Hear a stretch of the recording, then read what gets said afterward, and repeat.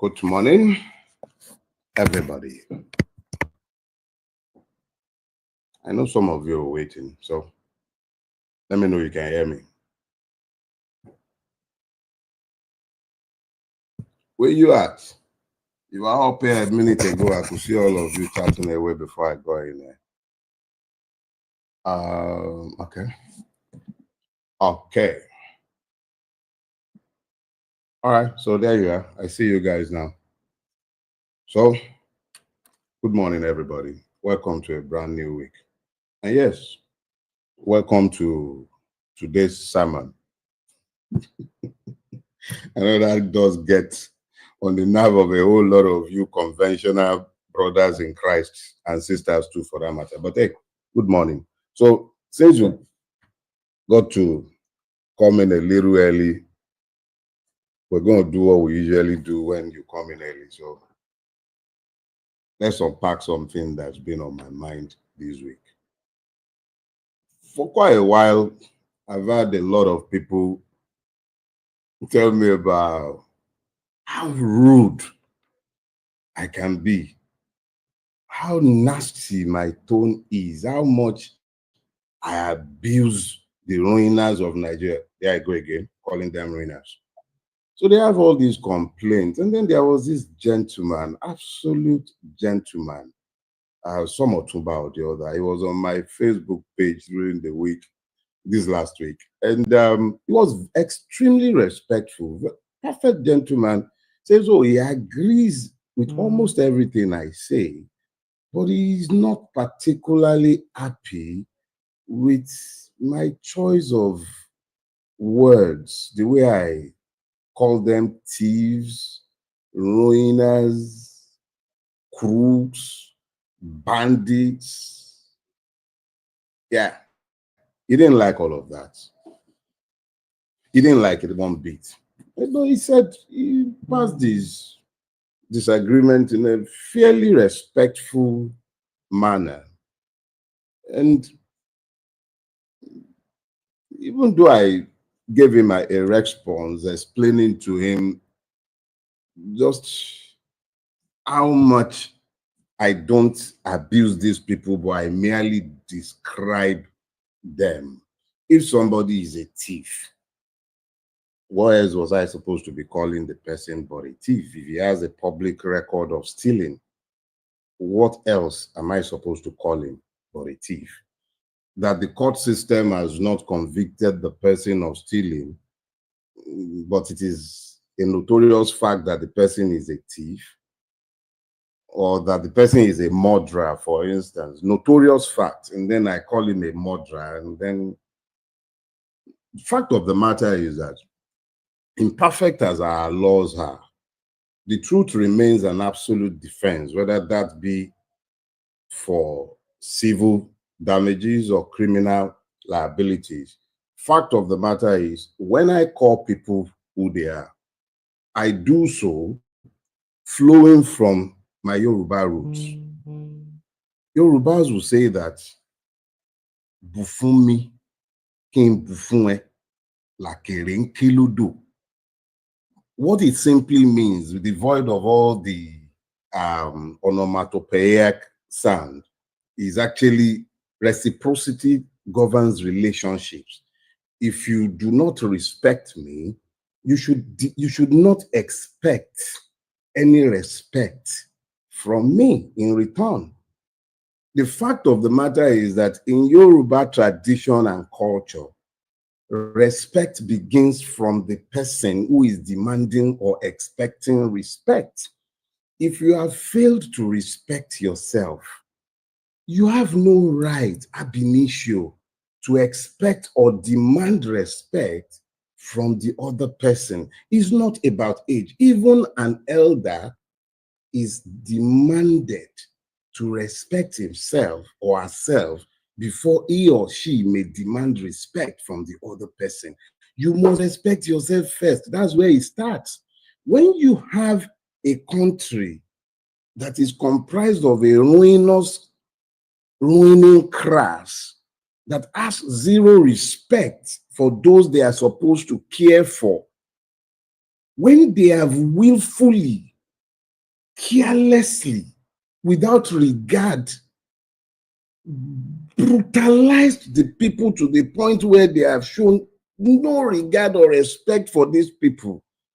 Why must you demand respect from me for people who have shown the utmost disrespect both to themselves first?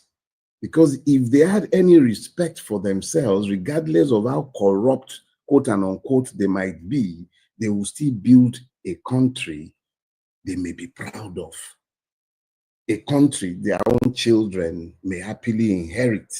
They will build one. But you're dealing with a country where the ruiners are ab initio completely self-disrespecting, that they have dehumanized themselves first before representing the country that they are meant to rule, govern, husband, to pretend, but that they have ruined completely. How do you demand respect of me for such odious? To even call them human beings sometimes is a pain, because they have dehumanized themselves before they started the process of dehumanizing their victims. So please, I have no respect for those who have no respect for themselves. The superficiality of the relationships that we have all built, Daddy Gio, Mommy Gio, Alpha, Imam, this one, that one, they are bowing and scraping to people who have only utter contempt for you or your welfare or those of your children or your interest for that matter. They have no regard whatsoever for you. And then you are demanding that I should respect people that I can see only with contemptuous eyes. I'm sorry.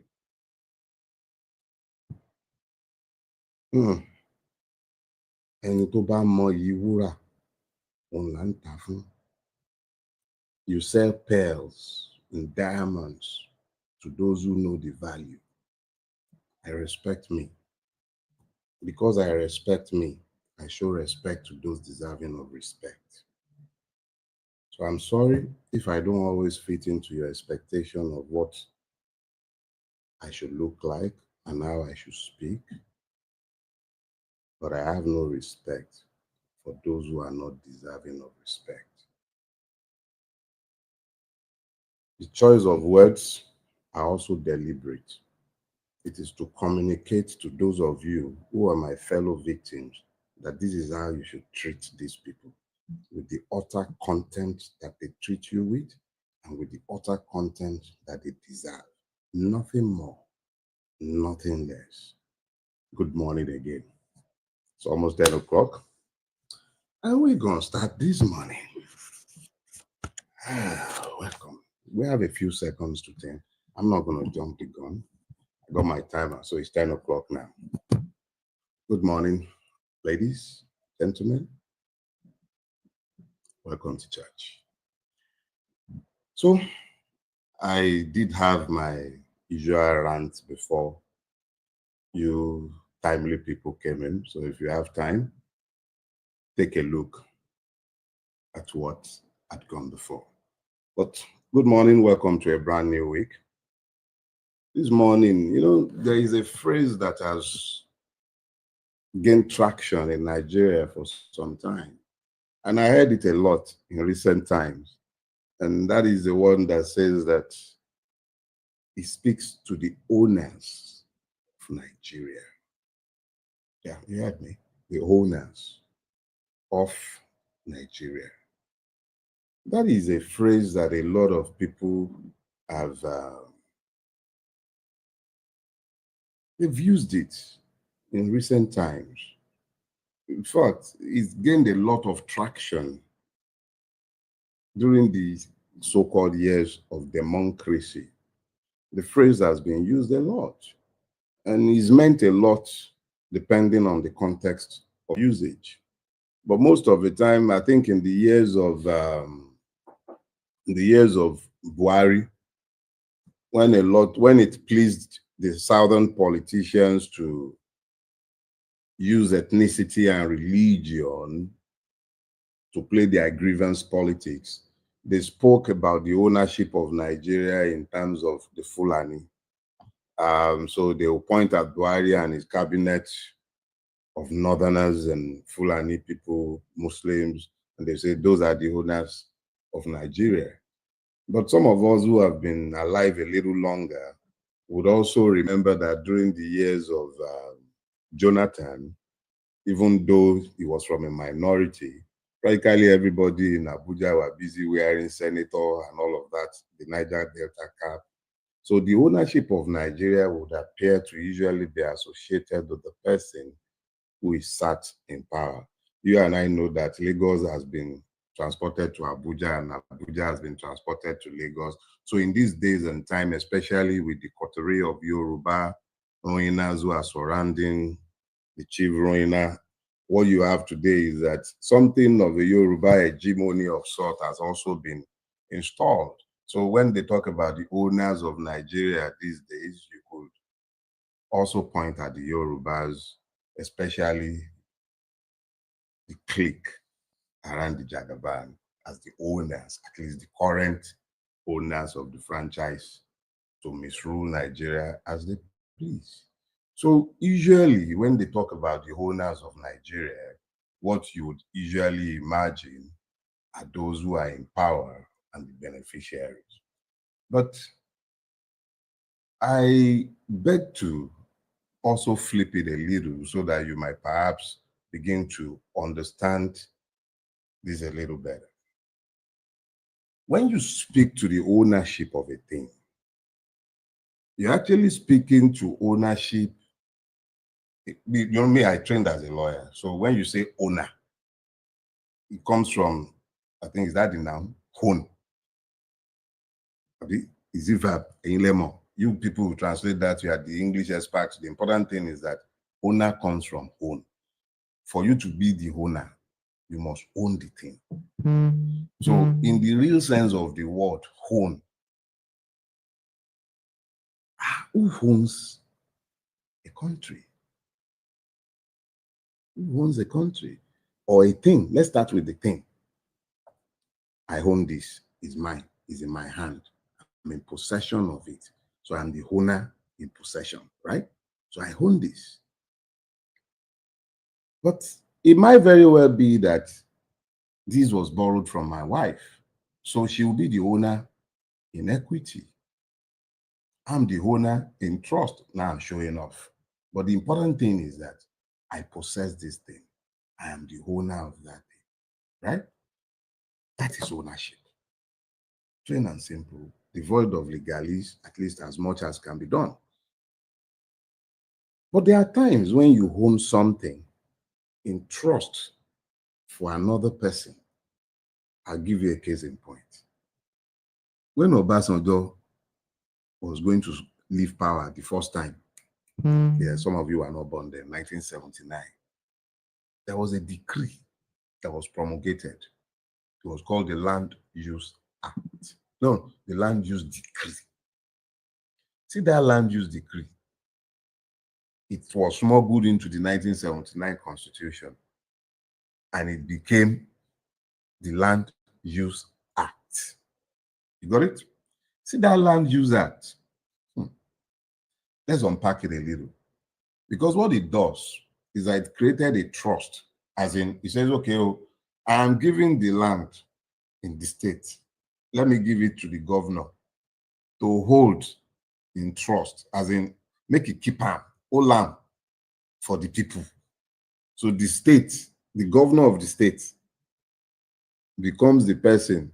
Let me break it down. Imagine that Papa passed away in his old age. May every one of us live long to the glory of God. And then he left his properties. He gave it to your oldest, not even your old, okay, let's say the head of the compound. Whoever becomes the head of the compound should administer the property to the benefit of the household. Baba, Olori Ebi, Hmm?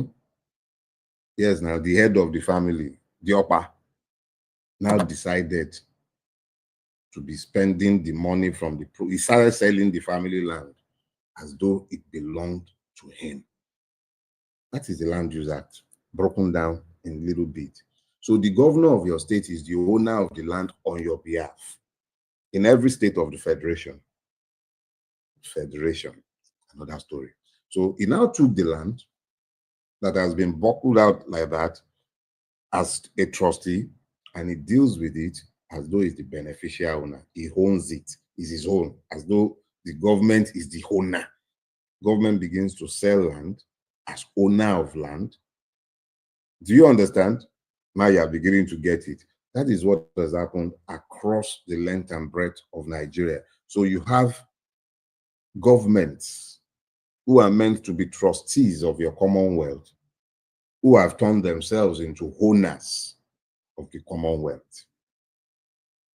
Now, so when you begin to talk about ownership, you must understand that this is how ownership breaks down. It is about who has effective control of that thing. That is the person who is the owner of that thing. So now let's break it down to this. Yorubas will say, "Ohun tó dilẹ̀ lewúrẹ́ ń gbé." If you are talking in terms of a country, the owners of the country should be the citizens of the country. You remember we discussed this when we were talking about the victims and the allergies. Remember, allergies. The allergies are the beneficiaries. You, who should be the victim, who should be the citizens, are the victims. So when you now have a situation where a country does not have citizens, and let me explain, I know you don't like hearing it. There are more Yoruba men in Nigeria than Nigerians. There are more Igbo people in Nigeria than Nigerians. More Fulani men in Nigeria than Nigerians. More Ijaw men in Nigeria than Nigerians. You probably even have more Liverpool supporters in Nigeria than Nigerians. I know you don't understand this sometimes when I say it, so let me break it down. When I say who owns Nigeria, it begins with the question of, do you, who is the person in whose name the country is supposedly functioning, do you own it? Do you even desire to own it? Do you believe that it is yours to the point where you feel a proprietary interest in it, sufficient to fight for it? Do you understand that part? Yoruba says "Onto dile lewurengbe," which means that it is what you ignore that the goat eats. When you put your valuable food, whether that is baki, whether that is even your cocoa beans, whatever it is, whatever you're spreading out in the sun to dry, your food items, you're careful to watch over it so that the goat does not turn your food into their own food. That is what you do classically when you are the owner. You take responsibility of ownership. Did you get that bit? It is easy to speak to the victimization of the Nigerian, but how do you speak to the Nigerian's abandonment of his own right to fight for what he owns, but that has been taken away from him? How? How do you get him to understand that? See, earlier today, this morning, I was just randomly scrolling around on social media, and then I ran into a video by a young Black American, and he was describing what he called the gangbanger. The gangbanger is usually members of a gang who ride around, and then they go into a different territory, a different neighborhood, and what are they looking for? They're looking for the guy who is dressed like them, who has their walk, the swag, who looks like themselves. They know that that person who belongs to another race is another cult member or gang member in that neighborhood. So they kill the person. The only thing that makes the person different from them is the color of the person's skin.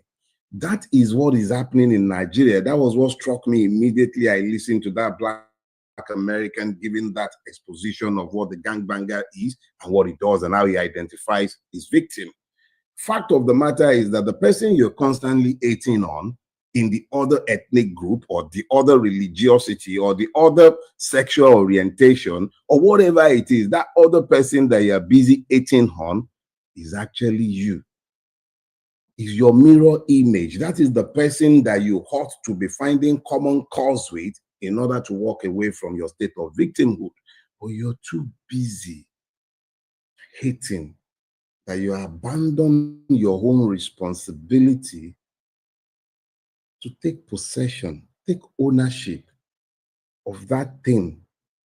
Citizenship does not come dashed away. It is not in human nature to avoid cheating. No, it takes citizens' demand. We'll read the history of the Magna Carta. I think that was in 10 something. Imagine, over 1,000 years ago or thereabout. Yeah, over 1,000 years ago. Some people stood against the King of England and he was forced to cede rights. That was the basis of the Bill of Rights. Every Bill of Rights that human beings have enjoyed, as far as the human Western civilization is concerned, flow from that. We had better and far much more advanced bills of rights in Africa long before the white man darkened our shores. I'm a Yoruba man. It is my culture that evolved the proverb that says, "Beru labiomo," you bet the nobleman. No, you bet the slave exactly the same as the freeborn. That was Yoruba. They also said,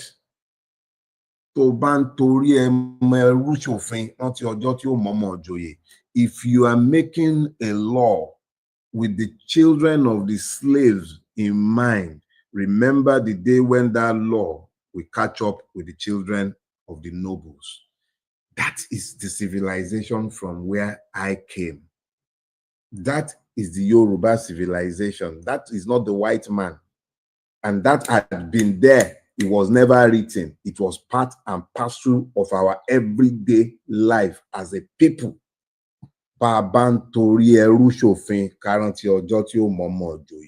When you, because of the slave, make a law, remember the day when the same law will catch the children of the noble.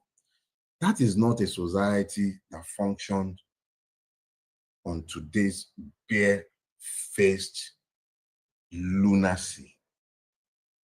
This feudalistic system that has dehumanized the people is unknown to my culture. The Yoruba culture abhors it. So when you own, you can only own slaves. We are freeborns, but it is we ourselves who need to recognize for our own selves that we have a duty to take possession of what belongs to us. And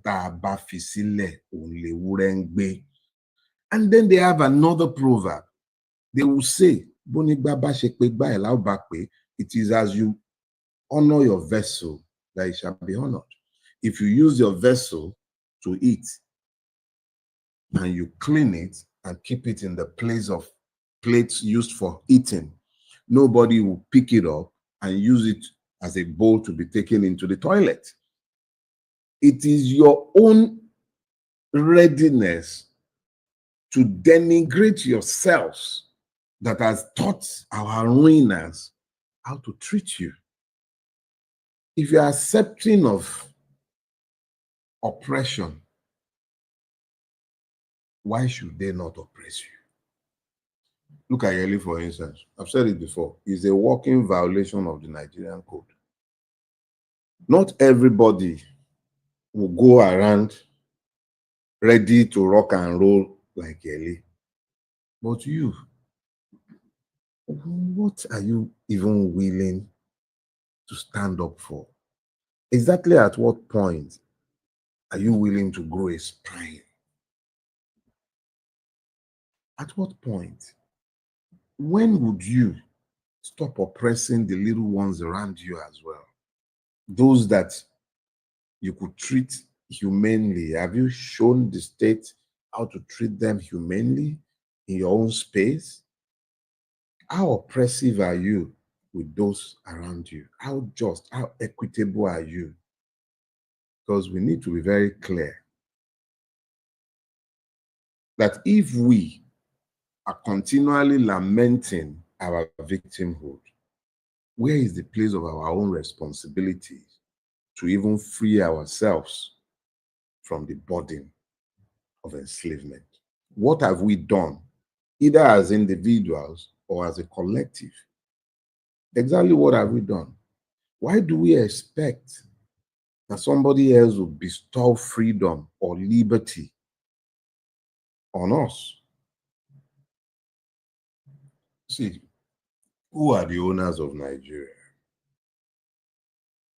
I think it is very easy to find the owners of Nigeria, and I'm not talking about the British now.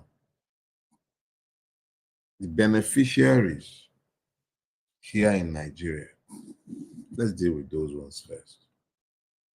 If you picked up any constitution, Nigeria's own pretends to be one as well. Decree 24 of 1999 pretends to be a constitution.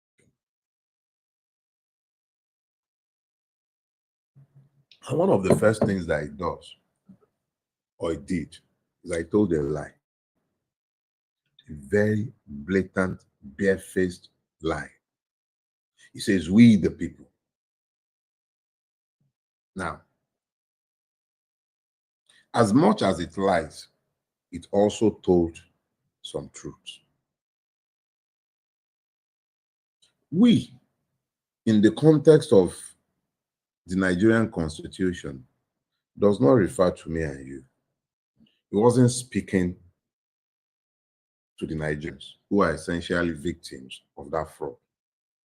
He was speaking, when he said we, he was speaking for those responsible for bringing out that document. And who are the people responsible for bringing out that document? It was essentially Abdul Salam and the military bandits who had de facto power and their civilian counterparts, and of course, their foreign consultants and principals. It is when you continue to delude yourselves into believing that the we in that phrase is speaking of you, that you'll be deluded into believing that you are the owners, as the American will believe himself to be the owner of his country, or the British will believe himself to be the owner of his country, being citizens of those countries. Citizenship, as I've explained to you many times, can only happen in a space governed by law. In spaces ungoverned by law, such as our home, you cannot be citizens. You are merely victims. So when they say we, they know that they are the people and they are the owners of their country because they are responsible for the evolution of their constitution. But me and you, the reality of our existence as Nigerians is that we are not the people who wrote that constitution. The owners, the beneficial owners, those for whom Nigeria is paradise, those who have the immunity of impunity, those are the owners as are today, because we have failed to own it. You know, there is this arrogance that underpins humanity. We almost always believe that we will live forever. Error. You're only ever given the moment. So if you're given something to say in the moment, say it so that it becomes clear to all, because you may not be available to say it tomorrow. I have seen all kind of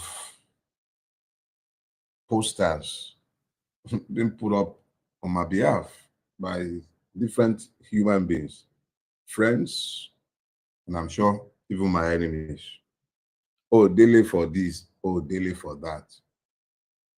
And I was thinking to myself, there's no point talking about this issue. Leave it until later. But I can't leave it until later. Let's deal with it now because it dovetails into what I want to discuss with you all.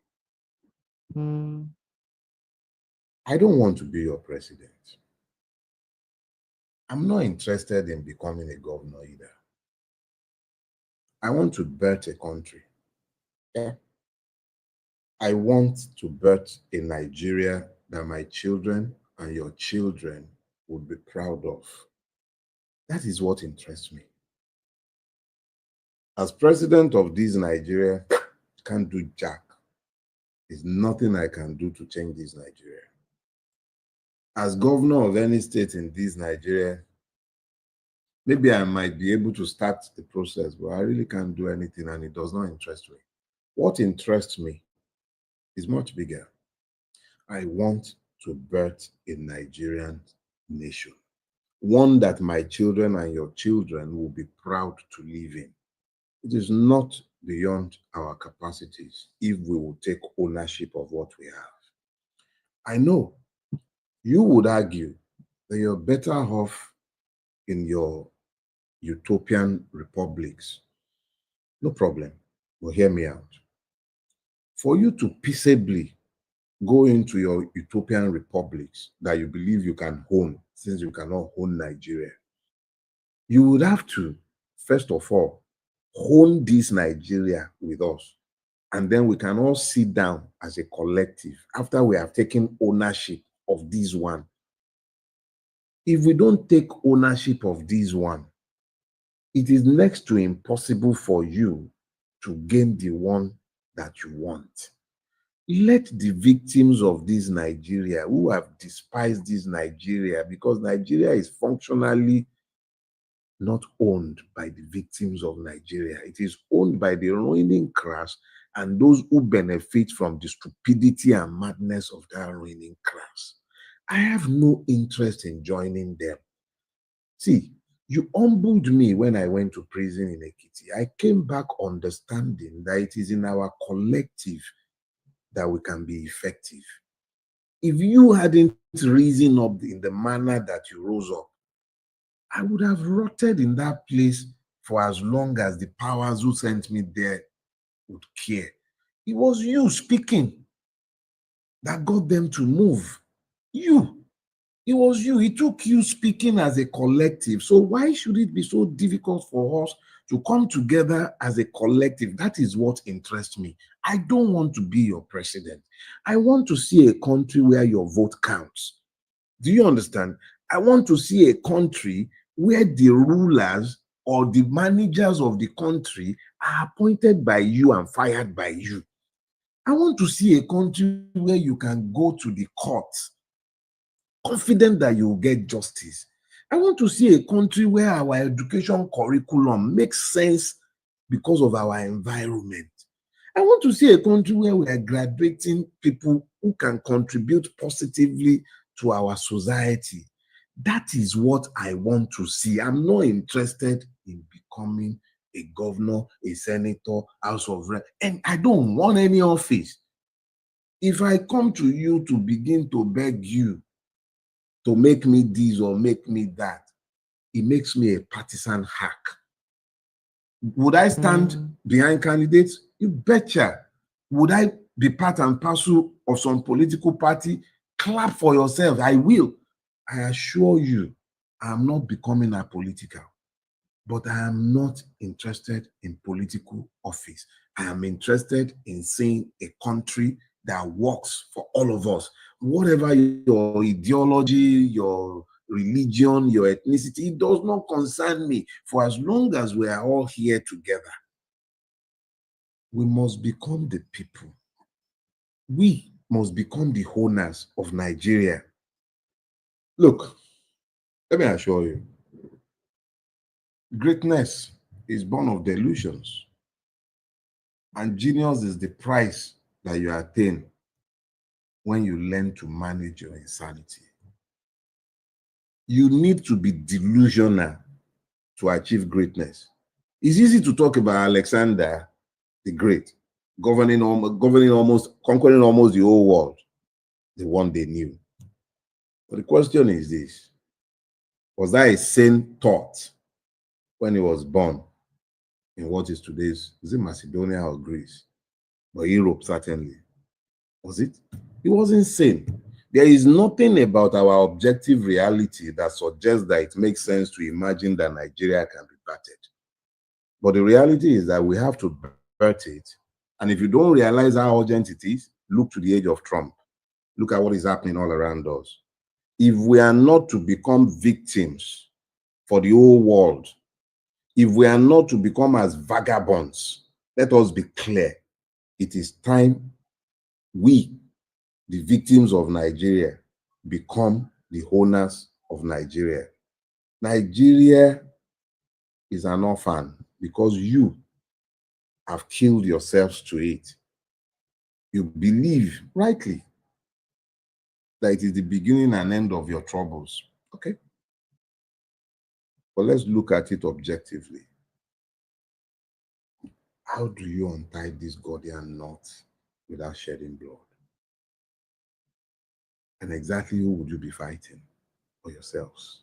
The gangbanger riding around the other neighborhood looking for yourselves to shoot, dying and fighting every day in the armies of your oppressor.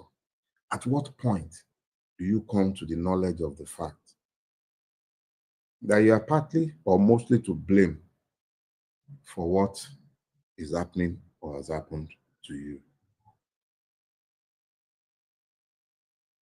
Nigeria was not found on citizenship. It was found on ethnicity.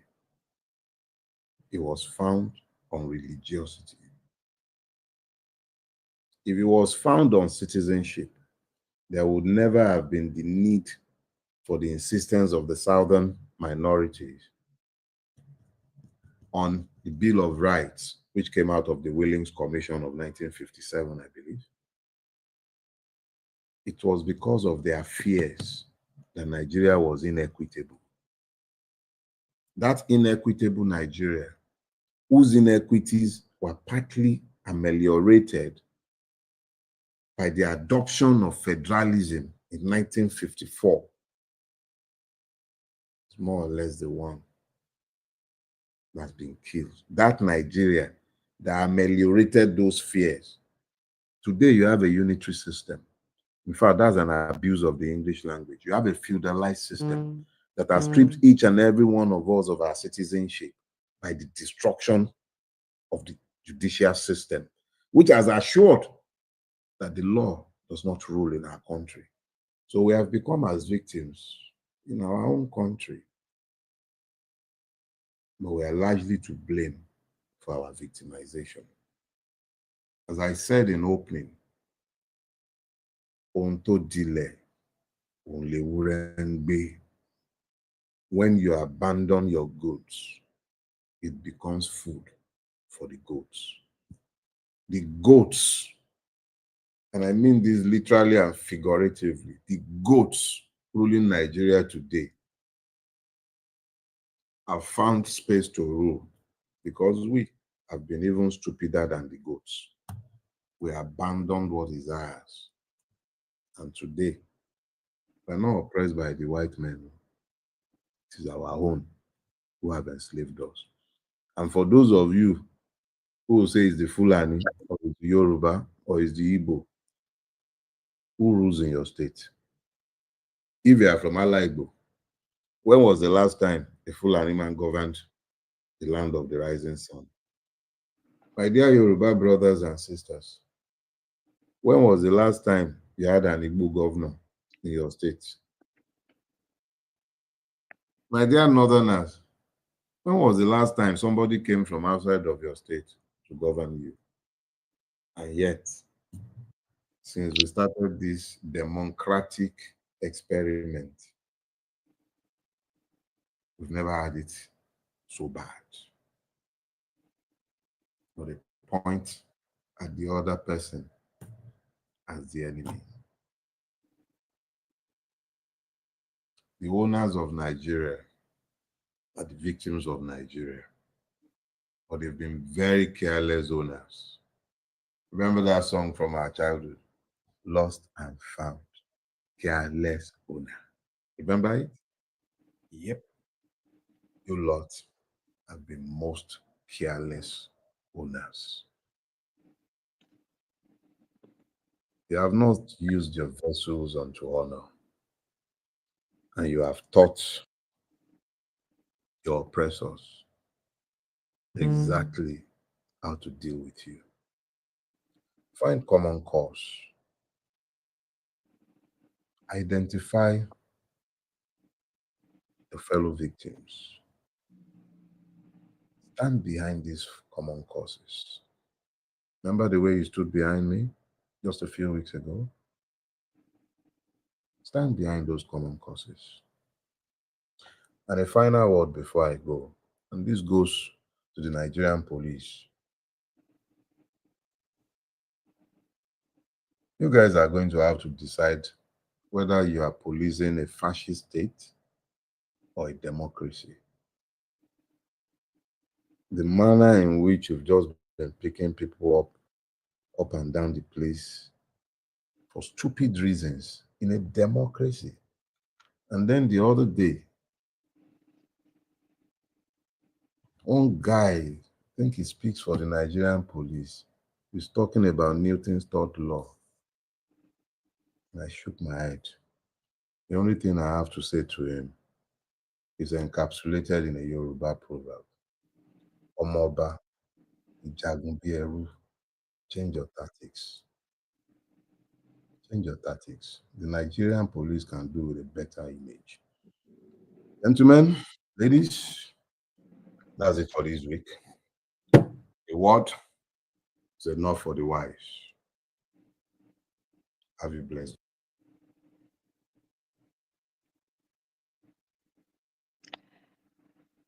Well, well, well.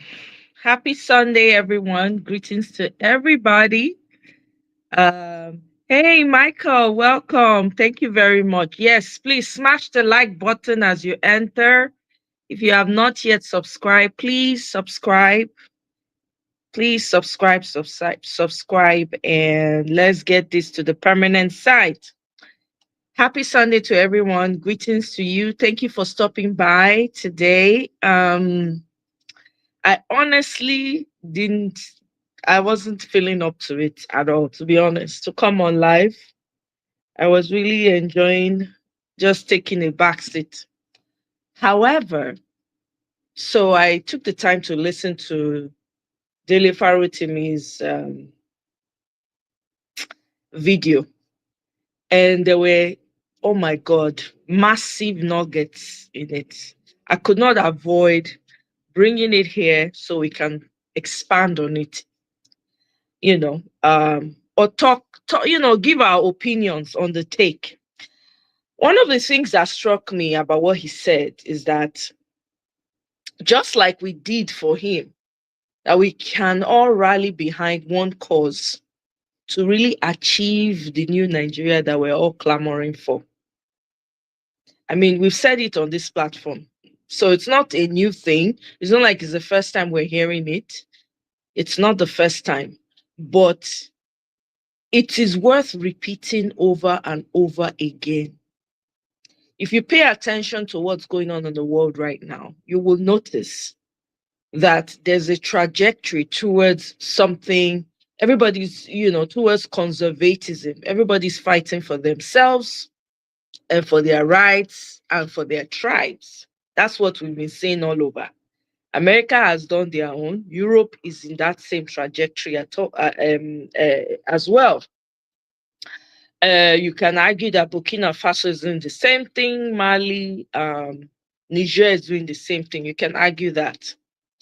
So for me, and I think I've said it on this platform before, we really need to talk about We really need to, whatever differences we have, we must put it aside.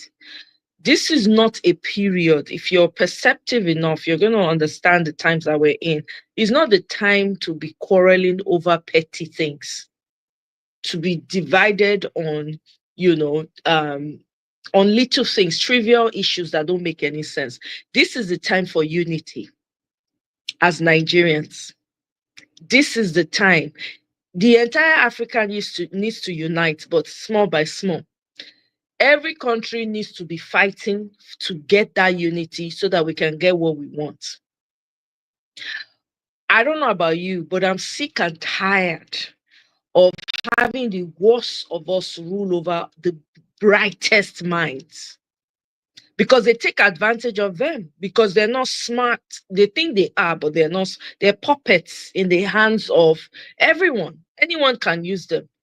For instance, T-Pain is not in Nigeria as we speak. He's gone to Paris. You should be wondering and disturbed. What is this guy? Why is he always running to Paris? What is he going there to discuss? What has he sold? What has he promised them? You should be worried about it. You really should. With everything that's going on in Nigeria, this man does not utter a word.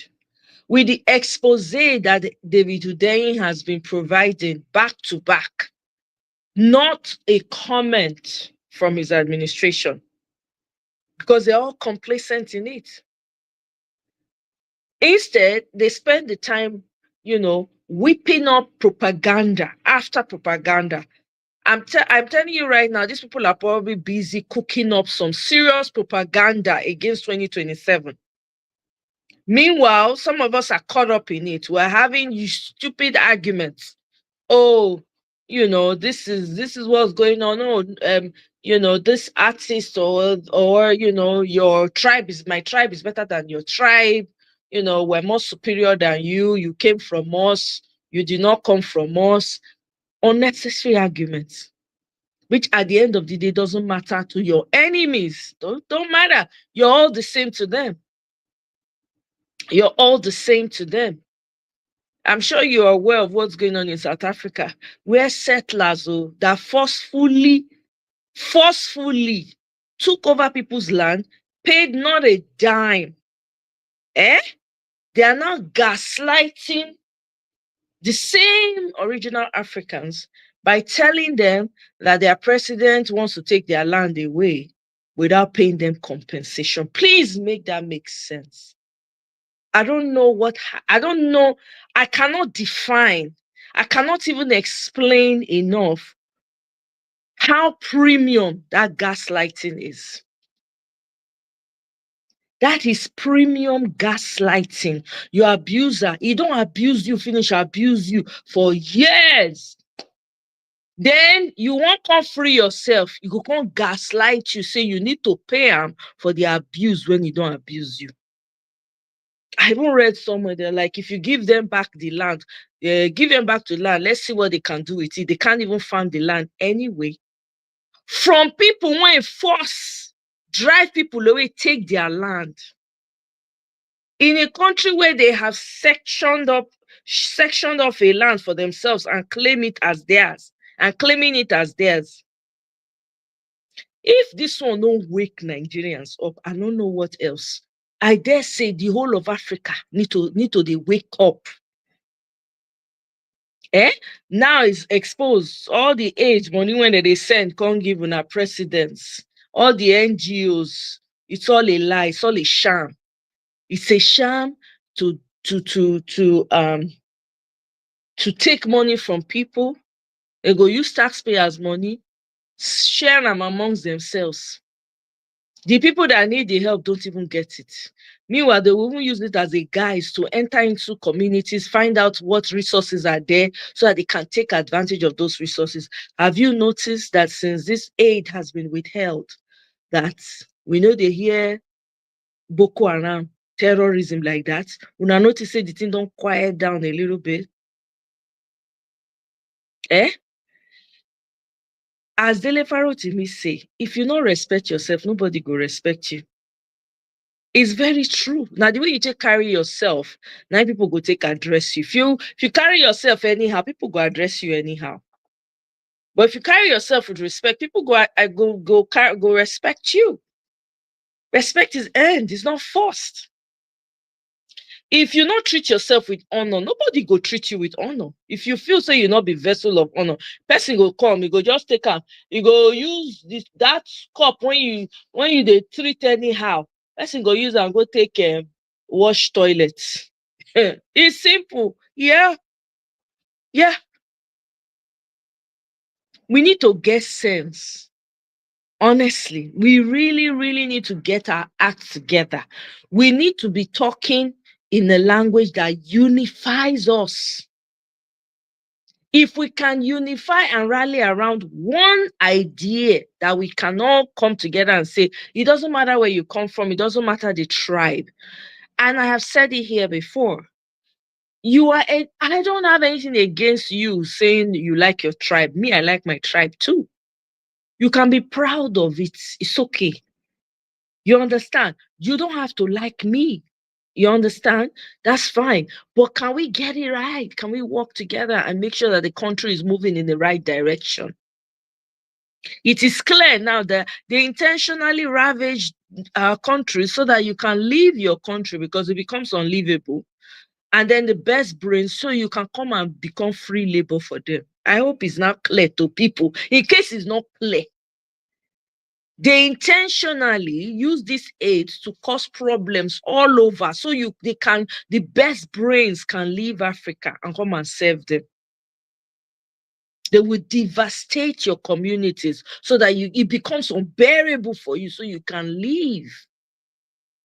This is the game. You see, say, Trump coming in, will you like the man, you not like the man, no, he's exposing a lot. You don't have to like him, like I said. You don't have to like the person. But is everything not been made bare for everyone to see? It's been made bare. It really has been made bare.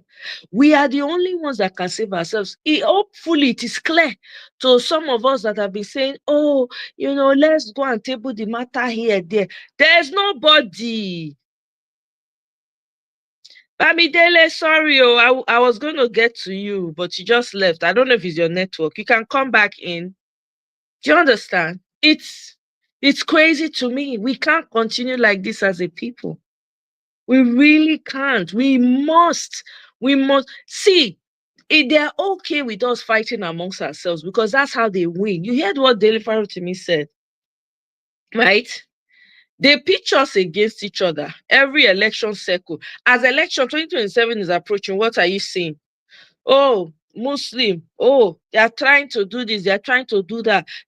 Yes, while all that is going on, it's intentional. It's all part of the game to keep you all distracted so that they will repeat the same cycle again in 2027 and all you will have is talk, talk, talk. That's all. And not true. Now we give them body see finish. We are the ones that we gave them the opportunity to treat us the way they are treating us with utter disrespect. Did you listen to the interview by that Alaja, that lady? Is it what's her name now? Let me see. That woman that came to one what did they call her? One Festus Keyamu and Nuhu Ribadu, that they were asking her, I think they were like demanding apology from her. She now said she doesn't owe anybody any apology. Una hear am, Abi? She came on Horizons. I'm trying to find out. I don't know. I just feel like this Dele Farotimi's message is resonating. We need to be having conversations around what he's saying, and everybody needs to be brainstorming. If you are not already working, doing something, whatever it is, finding a way, using the unification word, you need to start doing it. Everybody needs to sheath their sword and talk about how we can deliver this country from where it is currently. Your president doesn't care. The man no care, he no give a damn. Bamidele, welcome. Oh, how are you? Happy Sunday. Good to see you. It's been a while. How have you been? Good. You Been look doing well. It's good to yeah, see you. yeah, Yeah, welcome. yeah. Yeah, I was even kind of wondering, I don't know, even with how things are in Nigeria, I think, even, the American president, Trump is pretty funny right now nowadays. And like he's now stopping aid to Africa for some reason. Which is good. Yeah, Africa needs to stop taking aid because that aid is what has gotten us to where we are. It's literally killing us as Africans. What happens is the aid doesn't even get to those who need it. They split it amongst themselves.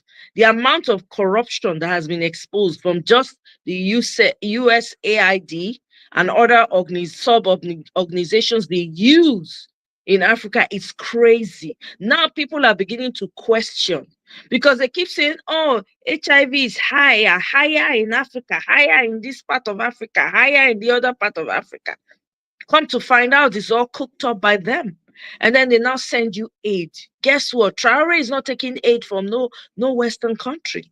He's building everything within his country, but he rejected their aid money.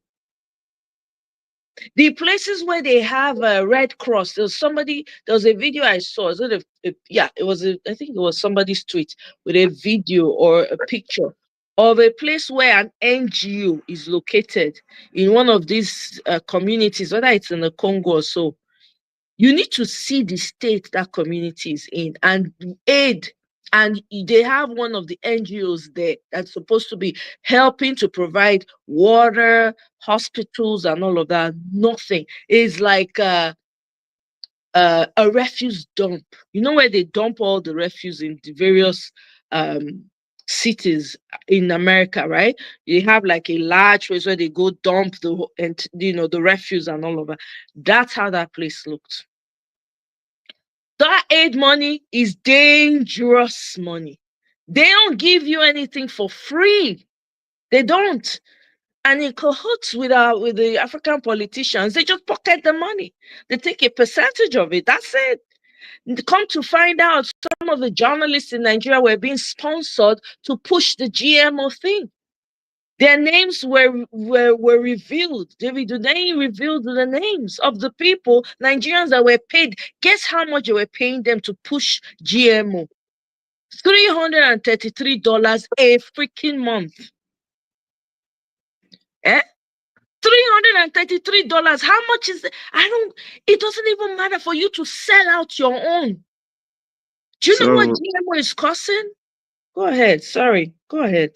but it seems like, even with this, I know I may be a bit um obsessed with Trump, but it's like, even with what he said 7 years ago, saying that he doesn't want illegal people to enter United States because he feels that they're not contributing to the American economy. And it's like, Trump is saying that if we stop this aid, if we continue to give out aid, you're not using the money to produce your country. So why should we even give it to you in the first place? So but it's like, Trump is like saying like, let them live in their SO or shithole countries, however it is, if they don't want to develop the nation, they want their people to suffer, then let them do that. Why should we give them aid? Just, if they don't care about developing their own nation, why should it fall on Western countries? It just seems so embarrassing, you know. We should, yeah, it's meant to embarrass, and I'm happy. We need a lot more people, a lot more Africans, Nigerians need to be embarrassed. Maybe this is what we need to wake up. I've never liked the idea of aid because we don't need aid. Nigeria is so blessed. We do not need it. Not one African country needs aid. Trump may be saying it the way he says it. I'm not that I care. I don't, he's not, he's not my favorite person. But guess what? This expose with the corruption in USAID and all the rest that he's opening up, and the fact that he doesn't even care for African countries, I like it. It's time for us to get our acts together. We need to fight for our own countries. It doesn't make sense for us to be, we're all over the world. And guess what's going to happen? These people have a way, they will go behind and be buying off your lands. We are here. We don't even know the extent at which the corruption has gone on in Nigeria. We would not know. These people will go behind, buy lands. I have said it before. If we're not careful, if we don't fight for our lands now, there will come a time where you want to go back home. You won't be able to, because the land, your ancestral land, will belong to somebody else. Look at what's going on in South Africa. These people are claiming that is their land, and that the government cannot take it away. It has to compensate them for something they took forcefully away from the indigents. This is what's going to happen in Nigeria if we do not wake up. It's kind of funny, but even when I think about it, Trump said, Trump is telling South Africa, if you don't shape up, we're going to stop producing aid.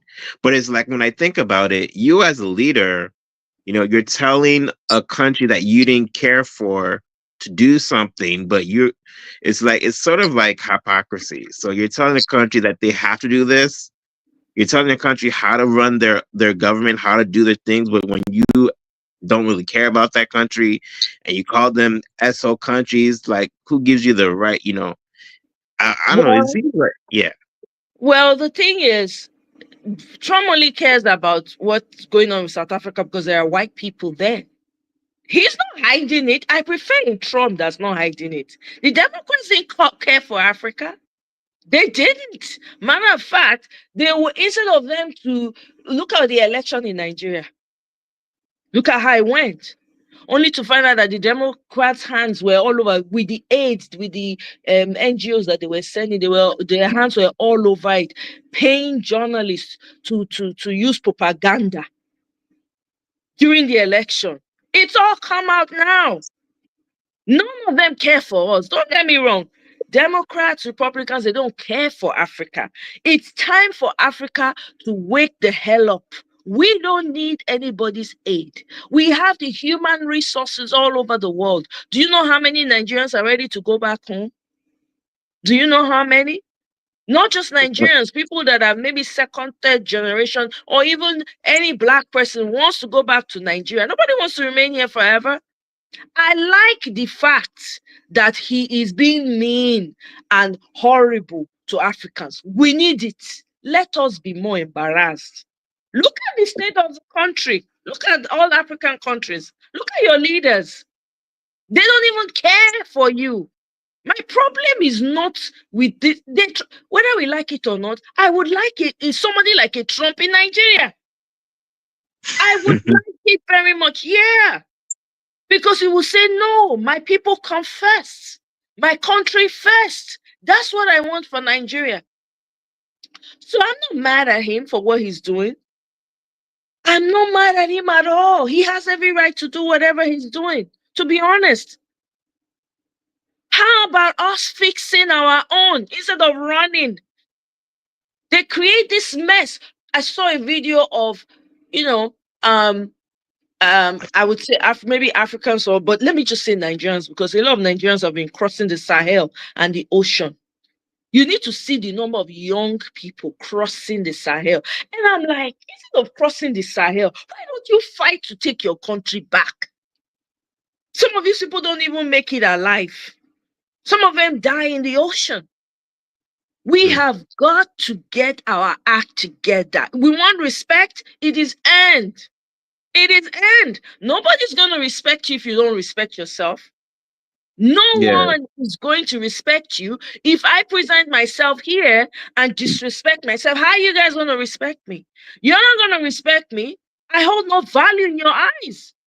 That's how the world is. If you don't respect yourself, nobody. Look at Traore. He was invited. Well, they said that was fake news. Let me put that aside. But anywhere Traore goes, he gets the praise and applaud. People are watching out from him from all over the world.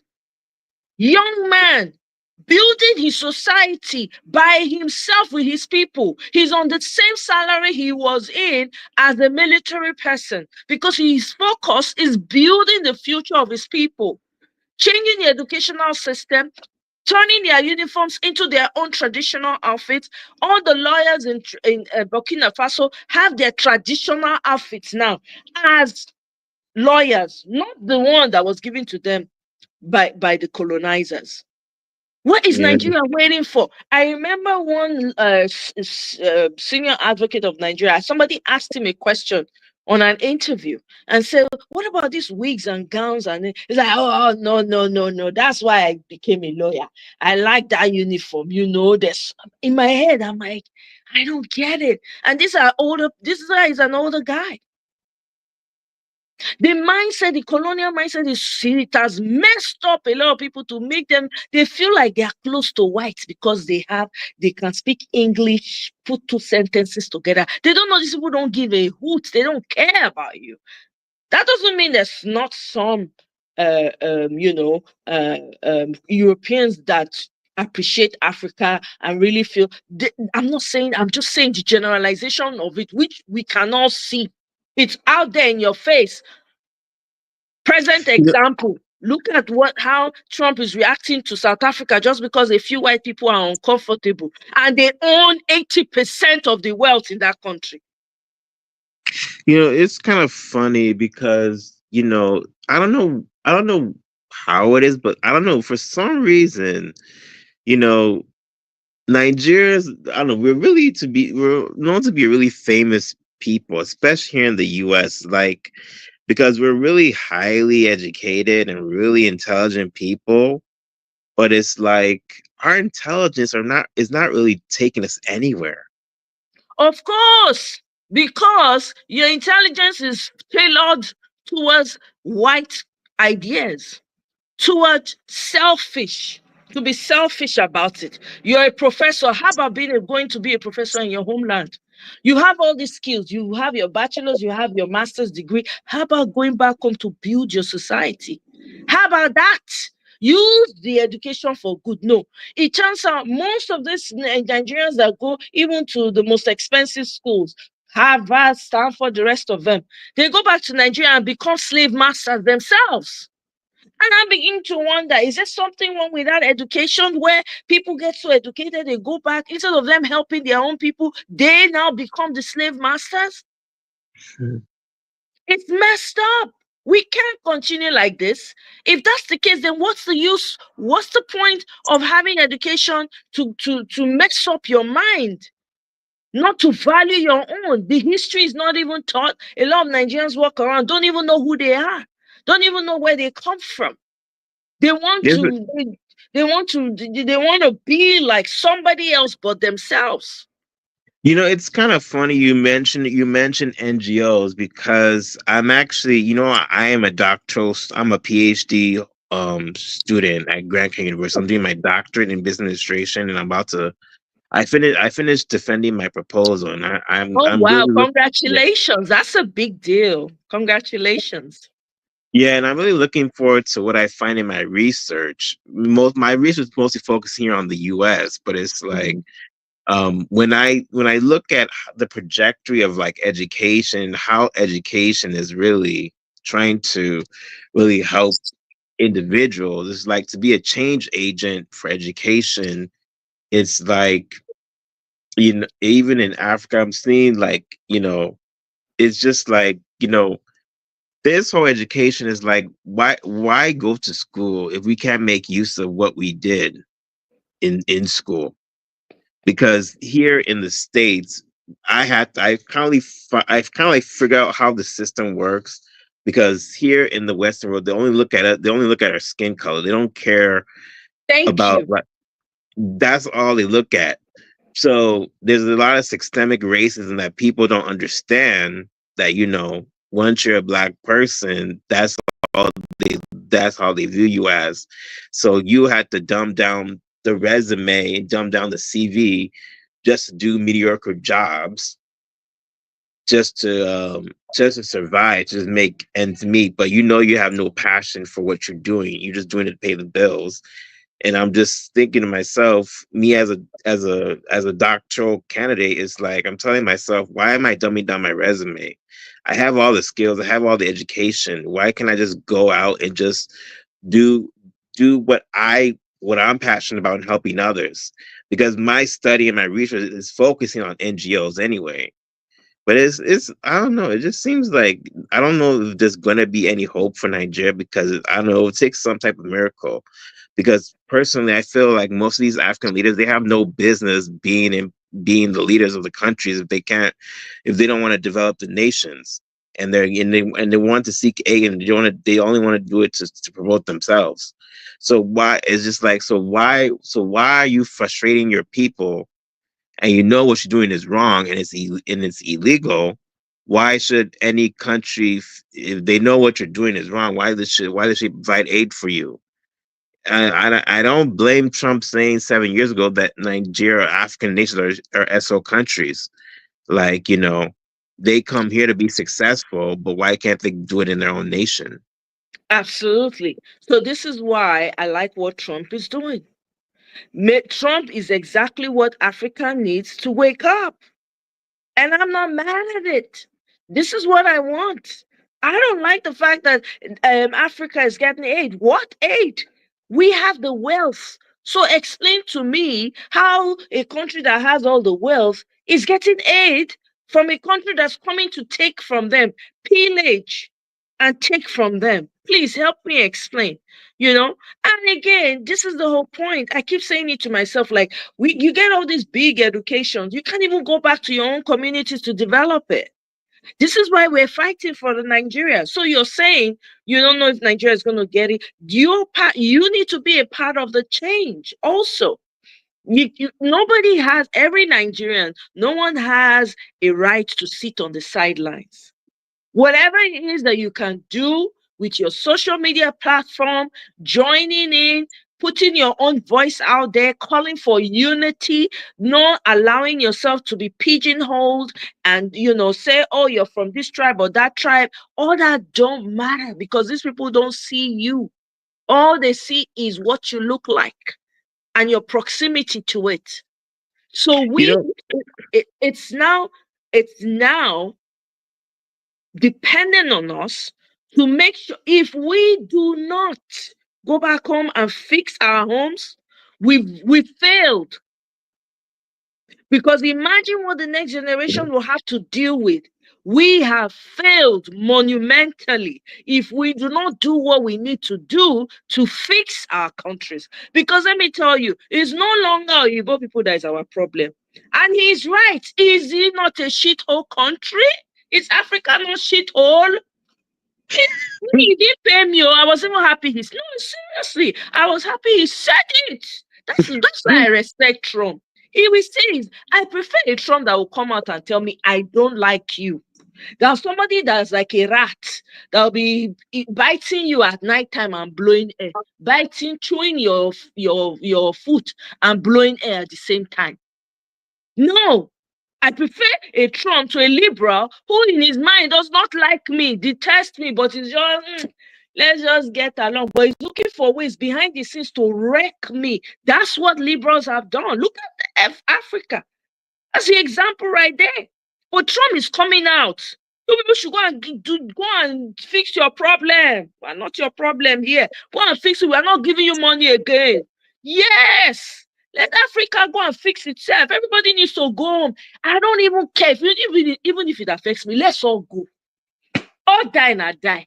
It's true. What are we doing here? With all your education and your skill, how have you contributed to the lives of your people? That is the greatest thing ever. That's one of the greatest purposes in life. To be able to serve people. What have you been able to do with all that you've accomplished? It's just that simple. you You know, know? you Go know, ahead. even with Go ahead. me personally, Me, I am also, I don't know if I told you this, but when I was little, I grew up here in the States and I did high school in Nigeria, but I grew up, um, with, um, with the, um, with the mindset of, um, I would say the imposter syndrome, like feeling inadequate all the time because people would look down on me on my, my physical disability. But I even told myself, I don't care if you look down on me if I'm a physical disability person. Because if I can talk to you personally, I can talk to you like a regular person. I just have one limitation on my right arm. So I don't limit myself. I have boldness and confidence. I can do mostly everything like every individual and every person. So, and I know the confidence I have in myself, but it's like being the change agent will be a really good thing for me as well, because like in Nigeria they really look down on people like me and you, people with disabilities in Africa, especially like in Nigeria, which is wrong, because you don't know what they can actually achieve. Nobody, I don't know anybody that was in my situation has achieved what I have achieved, a terminal degree, and to actually go out and actually be the change agent for individuals. See, It, see, yeah. that's a perfect role for you to fit in, Bamidele. That's it, because a lot of people, right, who are in that same category, guess what? They don't have anybody speaking for them, at least internationally. I haven't seen. You understand what I'm saying? That's a niche that you can capitalize on. Because I remember during Peter Obi's campaign in 2022, 2023, he was spending time with people that were physically disadvantaged in one way or the other. A lot of them came out and voted for him. Do you understand? Because they saw hope, they felt his love.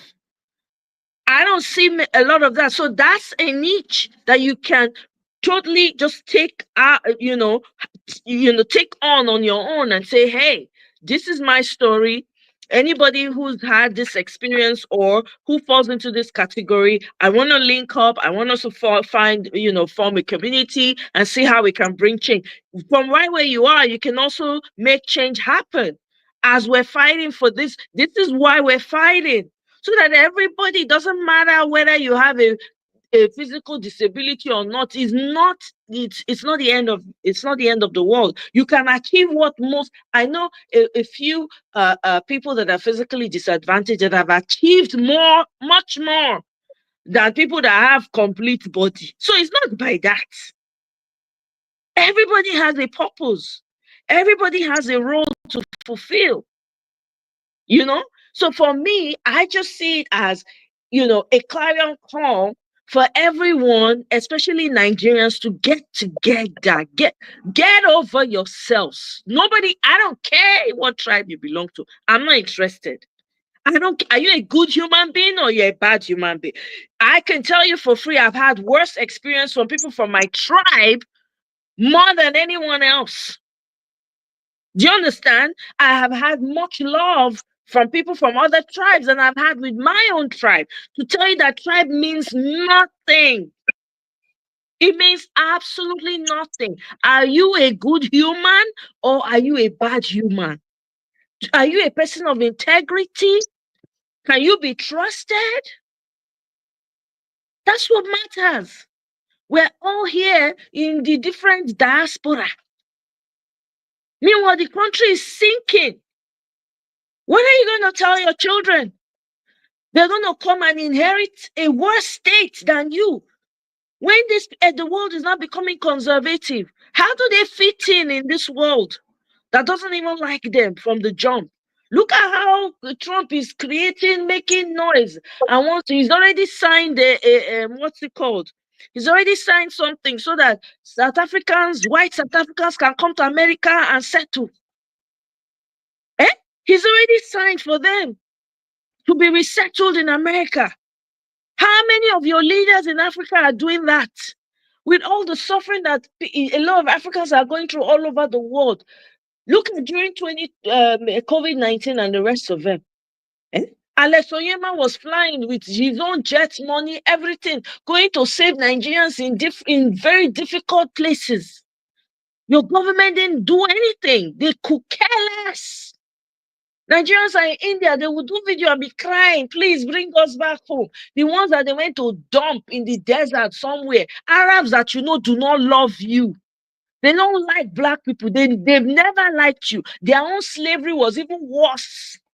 It's not that any one of them was good, but their own slavery was longer and worse, and it's still going on. They're still selling people at the borders.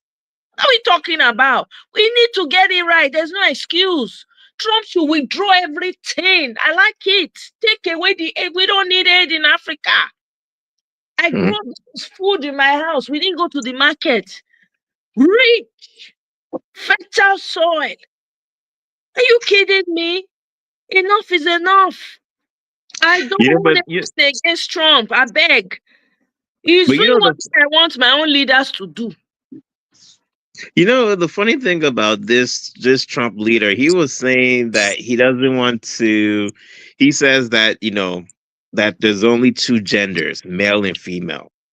And I find it kind of funny. You know, yeah, I find it amusing, but it's like I was like, I think he was only concerned about taxpayers' money, about the gender equality stuff like that.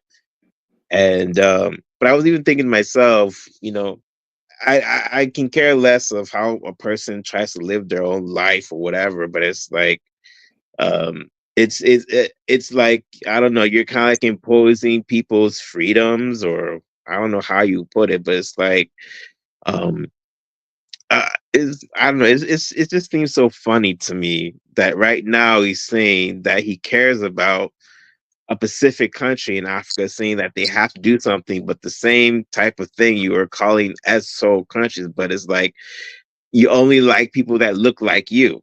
So anybody of color, and I don't only think he only I don't think he only hates Africans or black people, but I also think he hates people of color in general, especially like because 7 years ago he was talking about not only Africans, he was talking about Haitians, he was talking about El Salvadorians, he was talking about all those type of people. And I don't know, it seems kind of funny that, most of us Nigerians are contributing to the American society. Like if you look at the statistics, like 4% of Nigerians have a doctoral or a terminal degree, compared to only like 1.2% of the entire US population has a terminal degree. Well, guess what? Trump can do whatever he wants to do. I really don't care, to be honest. All I care about is that excellence that Nigerians have. They should take it back to our home. Let's go back home and build. They don't want you here. So why are you trying to force yourself? So we have to go back home and lay demands on our leaders. I do not care what Trump does. To be honest with you, we have a place of our own. If we fix our countries, our brothers and sisters in the diaspora, the Americans, they will find a place to come and stay. When there's too much heat for them, they can carry their bag and say, I beg, I'm going back to my motherland. If it wasn't for Ghana, eh? that has kept its borders open and say, hey, you can come. Even Traore is now is like, if you're from African descent, anywhere you are in the world, you can come home. Are we kidding me? There's no need for. Are we children? We are crying that he does not like black people. He does not like color. He doesn't owe you a like. Go and fix. If we don't go and fix our shithole countries, guess what? There was a time where Nigerians never wanted to stay in America or even Europe. They go study, go back home. They were not interested. I have an uncle who studied in America. As soon as he was done with his master's, he carried his bags and he came back to Nigeria. Are you kidding me? He can whatever is well within his right. It's his country. What will I say? It is his country. Eh? Even though, yes, he too is an immigrant. But the point is, we know where the world is. We know how they have preferences for their own. Look at you, you're saying it already that, oh, no, he has preference. It is obvious, it's not hidden. So that should send a message. We should take that message and turn it around and make it work for us. Me, I'm not crying about everything he's saying. I don't care what he says. Then he'd be doing what if Nigeria was getting it right, other countries was getting it right. You think we'll care? We will not care. If he disrespect us, we carry our bag and we leave. It's that simple. We leave. If we are not wanted, we carry our bags, go back to our countries, we start building, and we do our own thing. They will come and be. You know that Americans used to come to Nigeria then to come and beg Nigerians to come to school in their countries on the streets. They used to give people scholarship on the freaking streets. They used to beg. So all these things that we are, like it's almost like we're just pleading to allow them to include us. I don't care about inclusion, please. Let me go back to my village and go and Yeah. continue. My ancestors were farmers. I have farming inside of me. Let me go and increase my farming and be selling my product. Okay, education. Let's how about tailoring our education to our own culture and way of life? Do we have to be like these Oyibo people? How about tailoring it to embrace our own cultural and ethnic identities? Like, okay, oh, in this region, this is how you do this is how you teach me my language. How about that? Why does it have to be in English? Don't we have our Yeah. own languages? Why don't you teach me mathematics in my own language, physics in my own language? This is too Yeah. much. So Yes. personally, I'm not crying. I'm not interested. He can say whatever. He can do whatever. We deserved it. We allowed ourselves to be insulted. If we did not have leaders, if we did not fold our hands and allow the worst of us to climb, to even know the road to where power is, we will not be in the dilemma we're in. But some of these people, they were bribing them with money they've never seen in their life, luxury they've never seen in their life. So they sold their souls and they allowed the worst to take power. How do you explain a judiciary in the pocket of one man, INEC in the pocket of one man, the police in the pocket of one? Heck, the police picked up a young man because the man called out and called out a leader in a church. You go and pick up that young man. What has the police turned into? A gangster organization where you're picking up people for airing opinions. Then they now took the guy, took him from Lagos and flew him to Abuja.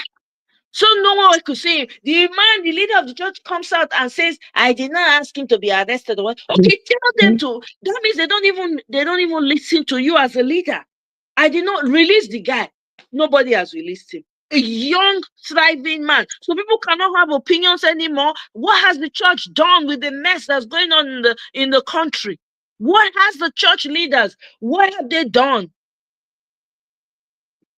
It's kind of funny, even with Christianity and what the church has done. It's just like, I don't know, it's just been like, a big, hot mess. Even because I was even thinking, I don't know if you remember, Auntie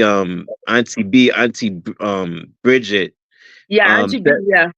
yeah, she did a really, really interesting, um, um, reaction to what Trump said 7 years ago.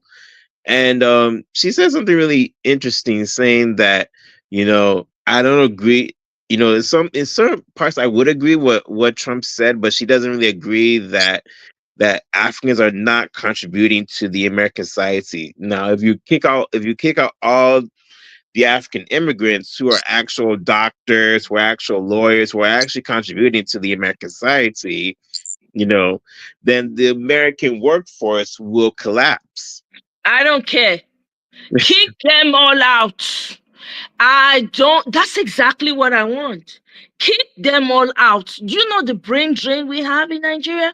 The strength we have as a people is all over the world. We're not even enjoying the best of us. We're not. I don't care what Trump chooses to do, man. I don't care. Kick them all out. Let them be brain trained. Let everybody go back to Nigeria and build their hospitals. We don't have good hospitals in Nigeria. Maybe when we go home, we'll be able to put pressure. By the time they kick back Tinubu's daughters, those ones that are doing modeling on the wrong way and all of that, kick everybody back. You want to tell me the society is not going to change? I want to see how Tinubu will now be running to shop for healthcare all over the world. Kick them all back. You think I'm not crying? Can we stop crying about that? Because I don't care what Trump chooses to do. That's what he wants to do, and he's doing what he wants to do. I don't have any say in that. Let us go back and fix our goddamn countries. It's simple. If we were look, there's a video of a young man. The guy is passed now. He's a Nigerian. A debate. He was a high school student on this exchange program that they used to do back in the day. I think in the 40s. I don't know when the video was. Whether it was in the 40s or 50s, whatever. Brilliant young man. The debate, he was debating a South African, Ghanaian, Ethiopian, and I can't remember who else was there. Maybe it was just those three. They were asking the guy, he said, I don't want to go to the lady from South Africa was say, was trying to defend the apartheid that was going on, even as far back as then. The guy was like, no, what am I coming to do in South Africa? I'm going back to my home. When I have land in my home, what am I coming? Nigerians carry themselves with pride. You don't understand. We are living in the most horrendous times. What is our brain drain? Nigeria is drained of brain. There is nothing. All your politicians, everyone that has small money is flying out for healthcare. It's not normal. They can easily just decide they want to start taking advantage of Africa. Are they not already doing it? Are they not already taking advantage of the bodies of Africans? How much? When the people don't know themselves, they find themselves repeating the same circles their ancestors did. Slavery, they give you mirror, shine, shine, blink, blink. You sell 5 of your siblings. They give you chocolate. You sell your entire family because the chocolate is very sweet. That's what's going on in there. And that's why you still find people selling off themselves at the borders in Libya. Because your politicians intentionally kept history away so that people will not know. Do you know if people know the horrors of slavery and the horrors of the Sahel, Libya, and the rest? You think everybody will be living in Nigeria? They will not. They will sit their butts back home, and if it's Gary, you are seen to it. You'll be eating the Gary, and you will put your pressure on your government to work. Running away from your country, you now run. You waste years trying to get yourself together, go to school, do everything that you could have achieved in Nigeria and half the time. You will do it sometimes it's even almost impossible. We need to get sense. I like what Trump is. Let him do more. Sanction them all. The next thing I want him to do, ban every politician from Africa if it's possible for him to link up with other European countries and make them sign documents so that no politician from Africa is able to go and get any sort of treatment anywhere. I would love that very much. Yeah, that's sort of embarrassing because, you don't see Trump going to Canada to get health care. Exactly. Yeah. It's not even that. Me, I don't even care. If you let him not like, what is there to like? Tell me, please. What is there to like? If me, I'm not even all that one every day do me. If you like, I ain't like to help me. How is it helping my life? How is his like helping me? If my country was working and we had a decent leader that was standing for his people, like he is standing for his own, you think I will be here with you people? I will be under the mango tree right now collecting fresh breeze. Eh? When he's standing for his people, I think he's only he only is standing for white people. Let him stand for his people. Yes, it's good for you people. You people go and stand for your own people. He's standing for his own people. Okay, you go and stand for your own people now. Everybody go and maintain their house. Coach Bella, go and stand for your own people too. It's too much. Our complaining and whining is too much. Are we babies? Eh? Babies. Small thing. Trump never even start to. He just withdraw, collect suit from on hand. Everybody they scream. Oh, he took the aid away. He took the aid away. Oh, you don't know. You did not prepare for the worst times. How many other countries crying? See what they say they want to give their China will be paying tariff. Bam! China slammed America with tariff bill. Bam! Straight up. That's how you negotiate from a place of strength. Don't be beggy. You are negotiating from beggy, like your representatives now, T-Pain. Bambiala International Limited, beggy, going from one country to the other. Give an African child a egg, and you save the Africa. What kind of who talks in this 2025 when we know we have fertile land in Africa? When we know food is not our problem, they're talking about food security. You have allowed Teller maize, GMO to enter Africa to wreck the soil. Do you know what that will do to the soils? And then you people will be the same NGO that are using it to fund all the terror. How many terrorism we don't hear happen for Nigeria now? Everywhere don't come. No money. And the funny thing is that Nigeria is mostly known for crude oil. But the thing about Nigeria is that they're not diversifying its economy. And the thing about if they don't know how to diversify its economy, I don't even know if Nigeria is even going to change because most, even like most Arabic countries, they're moving away from fossil fuel. So, even though we're still using regular cars to drive our cars, but like if you don't diversify the economy, I don't know how you're going to do business in other countries, you know. Guess what? We even have Nigeria is so wealthy. You know that there was a time we used to export groundnuts. We used to export cocoa. Cocoa. My great grandfather was a very wealthy cocoa farmer. Okay? Do you understand what I'm saying? Oil was a new discovery. All of them abandon all the things when they're supposed to. They say everybody abandon and put eye for oil. Charcoal. Nigeria produces charcoal. Do you know that? You know how much charcoal Nigeria exports out of the country? You have no idea. Do you know how many things they export? Do you know they grow agricultural food that they send overseas? That food, all those farms, they will not allow you to touch it because it's all for importation. We are such a rich nation. We have no excuse. Let Donald Trump turn off all the tap. I guarantee you, send everybody back to their homes. If you don't like black people, let it show. I want it to show. Yes. I don't like, let them go. You don't understand. I want the doting. May everybody go maintain their side. If everybody is forced to, we will not learn to depend on ourselves. We already know how to depend on ourselves, but these leaders make it seem like we're helpless. We know we're not helpless. You and I know we're not helpless. But the leaders, the worst of the worst, that they put there intentionally to make you to paint that image that the Africans cannot do anything for themselves.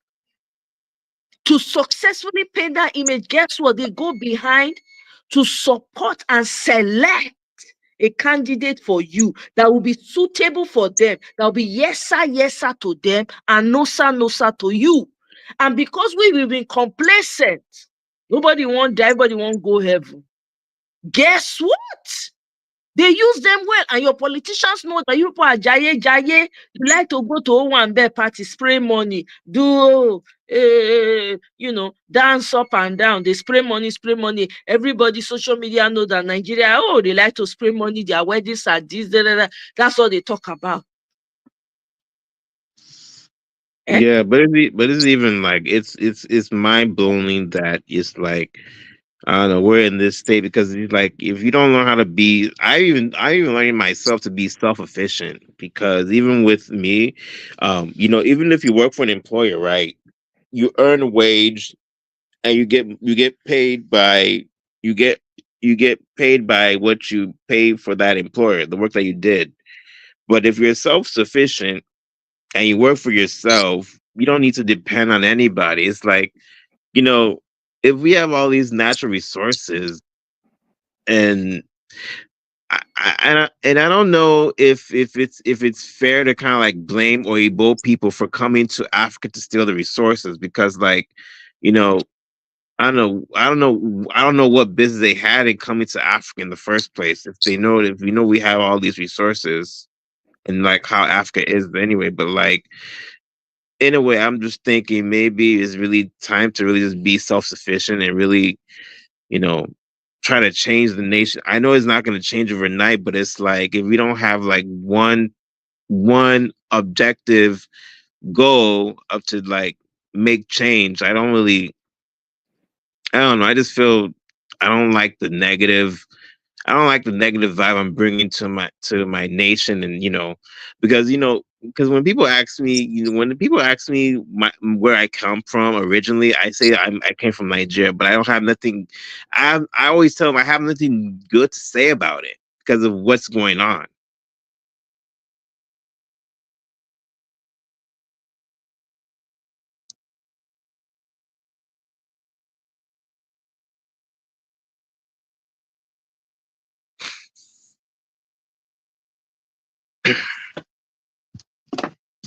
Sorry, I had to quickly go turn up something. So, yeah, I mean, first of all, that shame is important. I'm not even going to tell you, oh, don't be ashamed. Oh, no, be ashamed. It's necessary. Maybe it will definitely carry us. A lot more Nigerians need to be on that table of shame. A lot more Nigerians need to be on that table of embarrassment.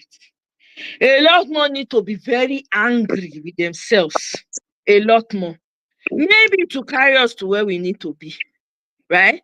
And if they ask you, oh, you don't have anything good to say, you say, well, the country is the blessed country, but we have horrible leaders. See, they themselves they go no, make they Google, they go see all the atrocities.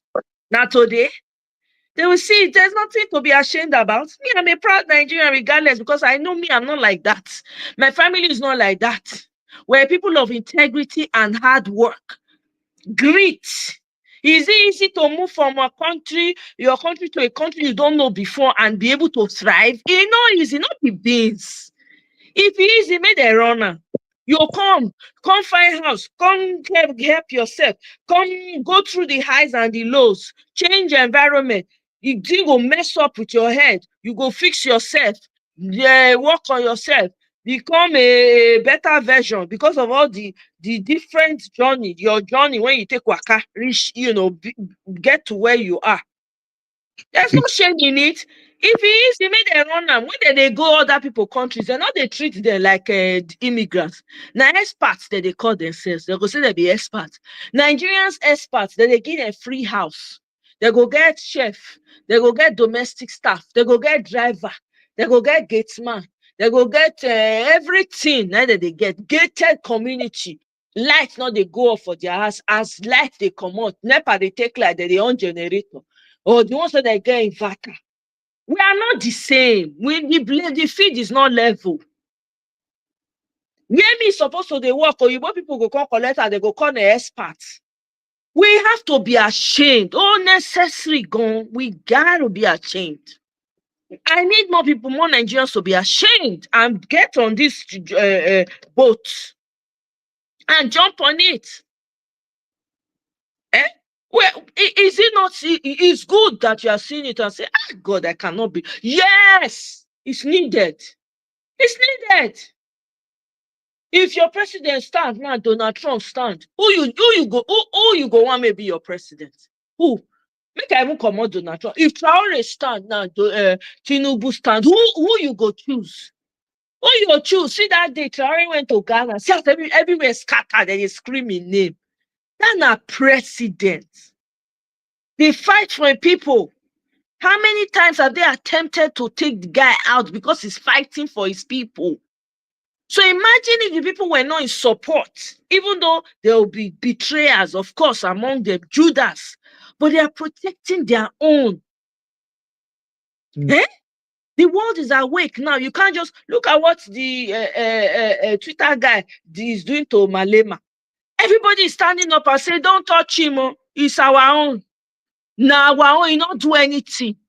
Leave and not touch her. You touch her, you touch us. We gotta wake the hell up. The world is not gonna wait for you. The clock not they stop for anybody. They move. We have to wake up. We need to feel the shame in our bones. Eh? We have family all over the world that wants to move back to Africa. You think people are looking for where to? They are looking for rest. Eh? I don't care what Donald Trump is doing. No, I'm serious, man. He's doing what he wants to do. After all, he has the power. Who am I? In the large scheme of things. It's true. The only way I have voice now is my country is working now. He say, okay, oh, I don't want to see people again. I carry my bag. Soft fold all my things, put for inside. Carry this thing. I go back home. Go and stay in my grandfather's house or my father's house of my choosing. So forget my farm for there. They jollof my life. They go. Call them early retirement. What are you talking about? Eh? We need to get out of this beggy international Bambiala style. Eh? Exactly. We allowed it. If your leaders did not allow it, they won't steal resources. If your leaders did not come and say, oh yeah, come and take this one, we share it to give me small money inside, they will not collect it. You look at Traore, he say, don't revoke deeds. He said, no, if you not be from the soil, you ain't getting jack. Eh? Thank you, Sid. Did Obama like Africans? He did not. Not being go come out the only person will be the buffer us, Gaddafi, even perfect or no perfect. No human being perfect. He removed Gaddafi. Look at what the whole of the Sahel has turned into. Eh? You know Is what? that When you think, us? First black president, he turned Africa upside down. I beg you. but isn't what even Obama, his dad is from Kenya, so it's like he's technically he's an African descent person. So African um, descent my foot. What did he do for you as an African? Please point what he did that impacted you positively in Africa for your people. Tell me one. Tell me one. Not be by African descent. All skin folk ain't kin folk. Now by African descent, what did he do? The small buffer when we get for Africa, when they put these terrorists in check, he come out. If Gaddafi was still there, you think that all this terrorism you are seeing, Libya was rich. They come out demand. Look at Libyans now, busy. They have now made their borders a place to come and price human beings to be buying. I beg you. It's losing many trained people. Yes. Eh? Do you know what it is? If we go back, Africa will be heavy. I say we have 4-year window. I don't know. Anybody when see they sleep, I don't know what to tell you. This is time. TikTok, 4 freaking years. That be the window where we get. If we don't get it right this time, everybody just go sleep. Not turn around the bed, sleep, and wait for the day the Lord calls you home. And be afraid for your children that you left behind, because wusses didn't do anything about it. So if you don't want to be a wuss, and you don't want the generation after cursing you in your grave while you are gone, this is the time to stand up and be counted. Enough. Bambiala International. Anywhere they are sharing money, that's where you people are. Your leaders are. Worst of the worst leaders are. With plates. Now only plates, remember that they carry. Even when you enter the room, nobody even recognize. They not even know whether human being enter and a air, enter and a foul dog. They know. That's how irrelevant you have become. Exactly. Put his foot down, took everything away, revoked deeds. I say he revoked deed. You cannot own land in Burkina Faso. Oh, you both waiting the apple for South Africa now. You know one time. Eh? So when he was talking about Safa, he was just really talking about his own people. He didn't even care about them. Of course. And Elon Musk was there trying to throw Malema under the bus. I mean, look at this guy that got rich off of the misery of South Africans. Are you kidding me? I cannot touch Malema. You're not funny. Eh? Yeah, Nigerians allow what is happening. Yes, we did. You and I, all of us, because we are the ones now grown and awake. So it shouldn't be all just talking. Everybody needs to get something going. Be doing something. Be a part of something. If you see social media, put your voice, put a tweet out there, do a video. You can't. It's time. Wake the hell up. We have 4 freaking years. Before you know it, they have 4 years. Don't come, don't go. Ha. Let him Yeah, thank them. I wish he would wake up in the morning. You know what I wish for Trump to do? Let him just wake up every morning. Those African people, African leaders from shit hole countries. I want them out of here, like Idi Amin did. That would be, that would be fantastic for me. But that time I'll know all of us will go fight. So we're already. I'm telling you. but it's even like 7 years ago, people were just like upset what he said last 7 years ago, I and was now never like upset though. I say, where is the lie? That's what I say. I say, where is the lie? Where is the lie? It's good. Let us be ashamed. We have to be very ashamed. That I know what to do. I'm a highly skilled person. Eh? All the people that I don't want, all the people that are in the Senate making laws for you, not even fighting the right fight. Some of them are just there, their stomach is growing bigger and bigger every day. They are multiplying wives after wives after wives. Their children is all over the place. One man has 20-something children on top of your money. They just in your face, no fear for the people. When your politicians have lost fear for you, you are gone. There's nothing left. Eh? even being a change agent, I think it's just high time we just kind of like be the change agent in our countries, because it seems like if we don't just like, I don't know, I feel like being a change agent, like putting action to what we're trying to do, even though it may seem small or significant, I can be a change agent for my own community in that same Exactly. spotlight. But it's like me personally, I feel I'm even kind of like I'm kind of like it's Trump is a really funny person to me, and it's just so amusing that his same he still has the same characteristics of this shit old country, whatever, shit old people. He doesn't want these people here, like let them go back But to. what are you people doing here? First of all, may I ask you, what you now they do for here? Is this your father's land? What are you doing here? And this is just a general question, not it's a Yeah. rhetorical question. What you now they do for here? Now, papa land. What you now they do? He's well within his rights. What you now they do for here? What are you people doing here?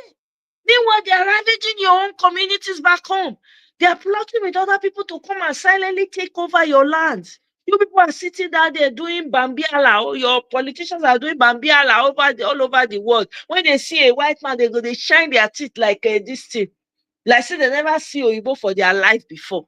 Is that the kind of leaders you want? What are you doing? Look at all of you, skilled. What are you doing here? Your communities are being ravaged. They're in need of experts in your communities. What are you doing here? Some of you are supposed to be local government chairmen, councillors, House of Rep members, having serious conversations about your communities. Here you are in another man's land. Was it supposed to be like this? Are you not supposed to go to school and go back to your countries? So you can go and resist. If people are trying to infiltrate and change the narrative, you are resisting from your various communities. If everybody was resisting, you think these people would have had any way? All the loud voices that went to school then, all those people that had the fire in them, they all left the country. If all those people were in Nigeria, you think half of the things that are happening now would have happened? Eh?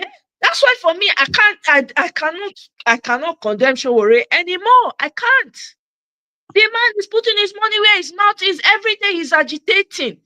Agitation has now become his first, middle, and last name. Hate him, don't love him. He's doing what he knows to do. Question is, what are you doing? At least if somebody gets locked up, he goes, he shows solidarity, he rescues. Peter Obi is going from place to place, wiping tears away from people, building wells, donating money, adding his millions to education, visiting any community that has been depressed, anybody community that has lost life. He's first there. Sorry for your loss. It's a sad event. He's the one acting like president. How many things will Peter Obi do? How many things we Showore do? How many? I beg you. Eh? Yeah, it's every time when I think about it, even at church, at work, people ask me that they like my name, and I say, where is it from originally? I told them my native country, Nigeria, but it's like, I tell them up front, I don't have nothing nice to say about my native country. It's just a big hot mess. Yeah, But they you always, should tell yeah, them. You should tell yeah, them. You but say we're looking for we're trying to look for ways to solve the problem. We're talking about it. We're doing what we can. That's what you need to do. It's good to feel shame. Shame is natural.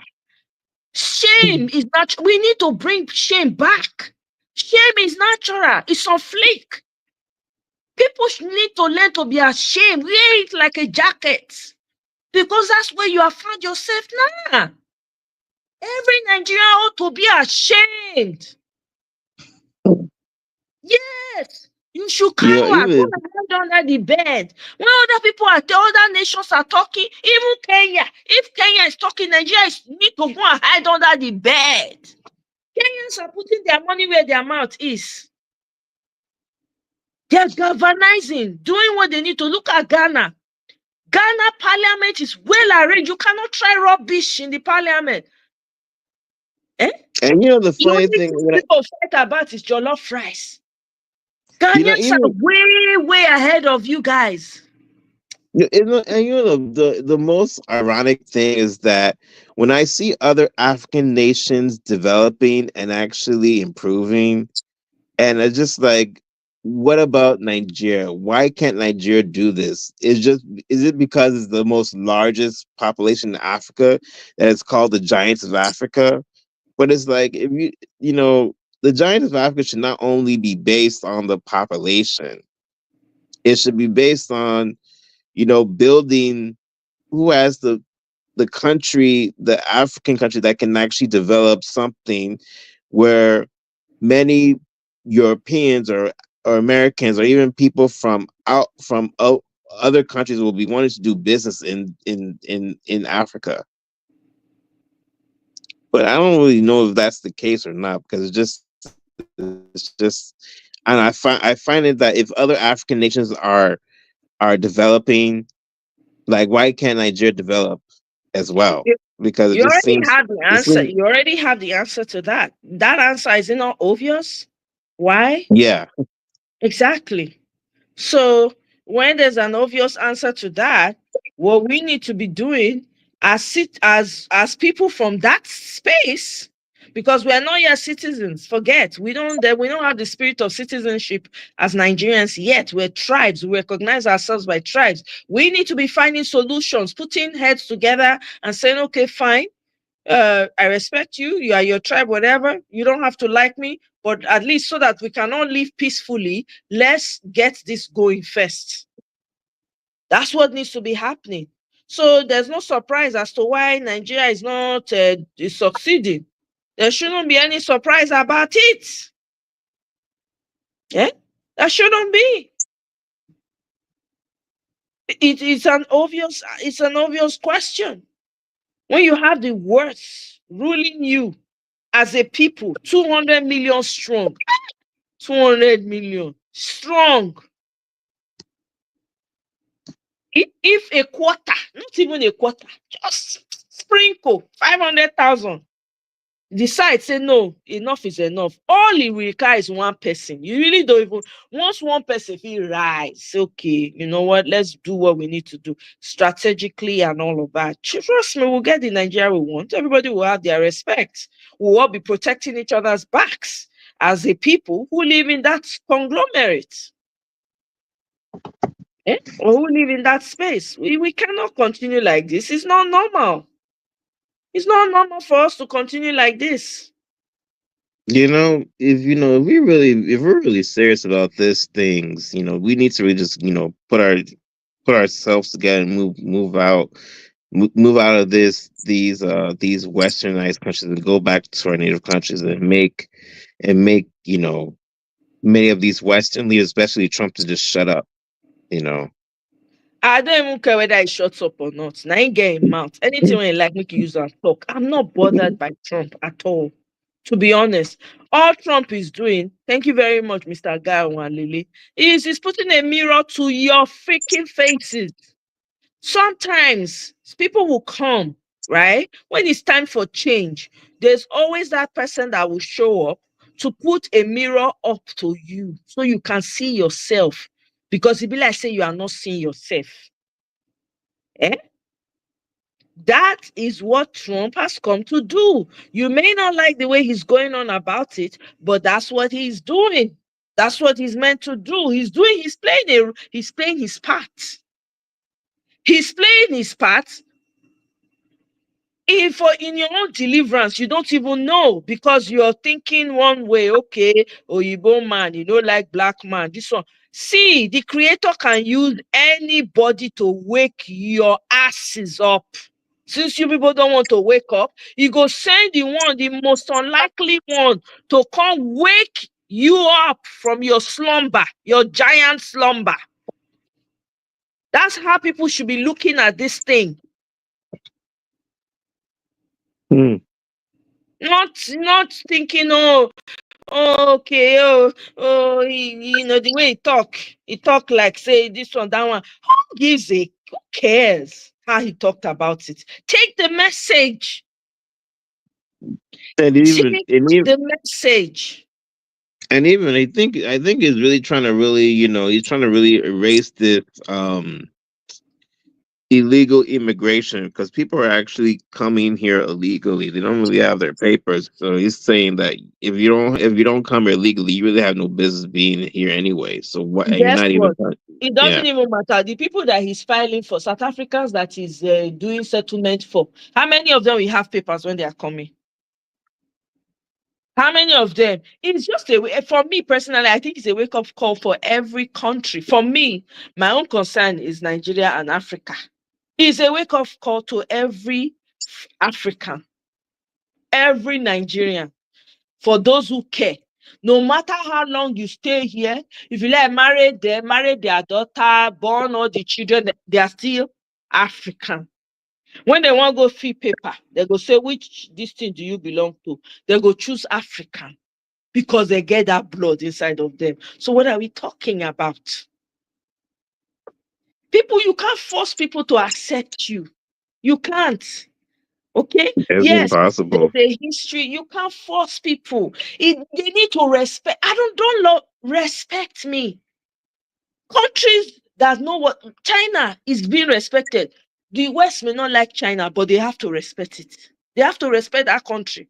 You cannot be their mate. China not be their mate. China is in the future. China is not their mate. I don't need your love. Respect me. Respect my people. Waiting who love earth. As if you tell you say he love you, but he not really love you. He just a lie. God, what you want get? Respect me. That's it. Respect my boundaries. Eh? Enough. Africans need to stop. Nigerians especially need to stop crying. They need to go and get their asses up and work. Let's get our country. Time is ticking, man. It's no joke, yeah. Time they tick. It go reach time now. This is why anybody know they go conservative. They'll just wake up one day, just sign one policy into law. Oh, it's over. Oh, Titan. All those years of hard work, you don't help them build their society finish. Come they go. That's what they are using style to tell you. You have contributed, you have paid money, taxes for them, they have made money off of you. Can't they go? Who love help? Everybody should be putting pressure. Pressure. Electoral law, for those of you that say election, electoral law, judiciary must work. If it is revolution you are doing, do it. Let us be seeing your handwork every now and again. Because we can't continue like this. The back of terrible governance needs to break in Nigeria. The circle needs to break. We need to go back. Everybody, compulsory education in Nigeria, compulsory history lessons, compulsory. From old to young, from to new baby, you must learn your history. Now, prerequisites. If you not learn that history, you not feel explain where you come from, who you be. Forget. Maybe you not go even go NYC. You not go fear enter university. I'm telling you, compulsory. You must civic responsibility. Core subject. Civic. You must know your civic responsibility, and you'll be assigned. Those will be some of the toughest. If you not pass, no driver's license for you. Honestly, we need somebody who knows what's up that's going to really translate this into real action. Enough is enough. Make representative work and senatorial work part-time, 2 days a week. What they do for there anyway? Downsize every goddamn thing. Pay them minimum wage, 30,000. That's it. Everybody go out, go and get a day job, man. If I were, even, I don't know if you noticed this, but even the former president, Buhari, he did came to U.S. and he did have that press conference with Trump, and like people, one of the American reporters asked Buhari, did you address the the alleged report what Trump said about African countries being shithole countries, and what is your response to that? And his response was like, I don't know if it was true or not. Just I probably want to just shut up about it. I want to talk about it. But it's like, even though he said it was true and it was actually true, it's like, I don't know if Trump is that bold. I don't know. Can he just say that, what, I don't want to support these shithole countries, and saying that they are shithole countries, that they really need to fix their own issues. Yeah, I like that he should say that. If he wakes up tomorrow morning now and say, I don't care about those shithole countries, even mention Nigeria by name, which I will love. In fact, I will express my love to him on Twitter if he says that. I'm telling you, if he says yeah, I don't care about those shithole countries like Nigeria. Nigeria is a shit. Make it your talk. Oh, he would have made that day. I will just tweet my love to him. I'll say, on your mandate, I stand, Trump. Anything. I move. I'm a soldier in your army. People may not like it, but we need to wake the hell up. You need to secure your country, secure your borders. All this nonsense that is going on in Nigeria. External people from outside other countries are coming to buy people in your country. The audacity of it all. And the people cannot even fight back. You go to people's farm, destroy it. People cannot fight back because of some some stupid government or whatever not being able to carry weapons or something like that, and people that are destroying your farm have it? No, now we need to get it right. We need to get it Especially, right. you know, it seems like Then it we're seems like all on it the seems like same. people Mhm. Go it ahead. seems like people are in Nigeria are dying senselessly, and it's like they don't have a voice. So I don't, every time when I think about it, I would agree with him 100%. He wasn't lying what he said. If you have like a country where you guys are the most brilliant people, but it's like your brilliance is not really taking you anywhere.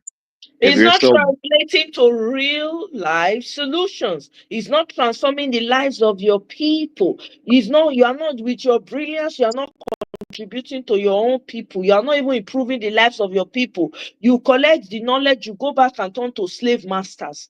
I can count the number of private companies in Nigeria, all these so-called children of people, parents that have money or whatever, rich people's children that will go to school abroad, go back to Nigeria, automatically they become a guy in the job and then treat everyone in that company like slaves with utter disregard.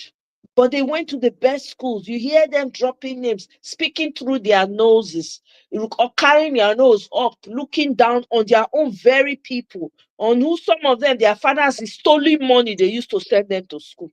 It is my money, your money that they used to send them to the Harvard, to the Cambridge, and the rest of them. They will now have the audacity to be looking down on people and treating them like slaves.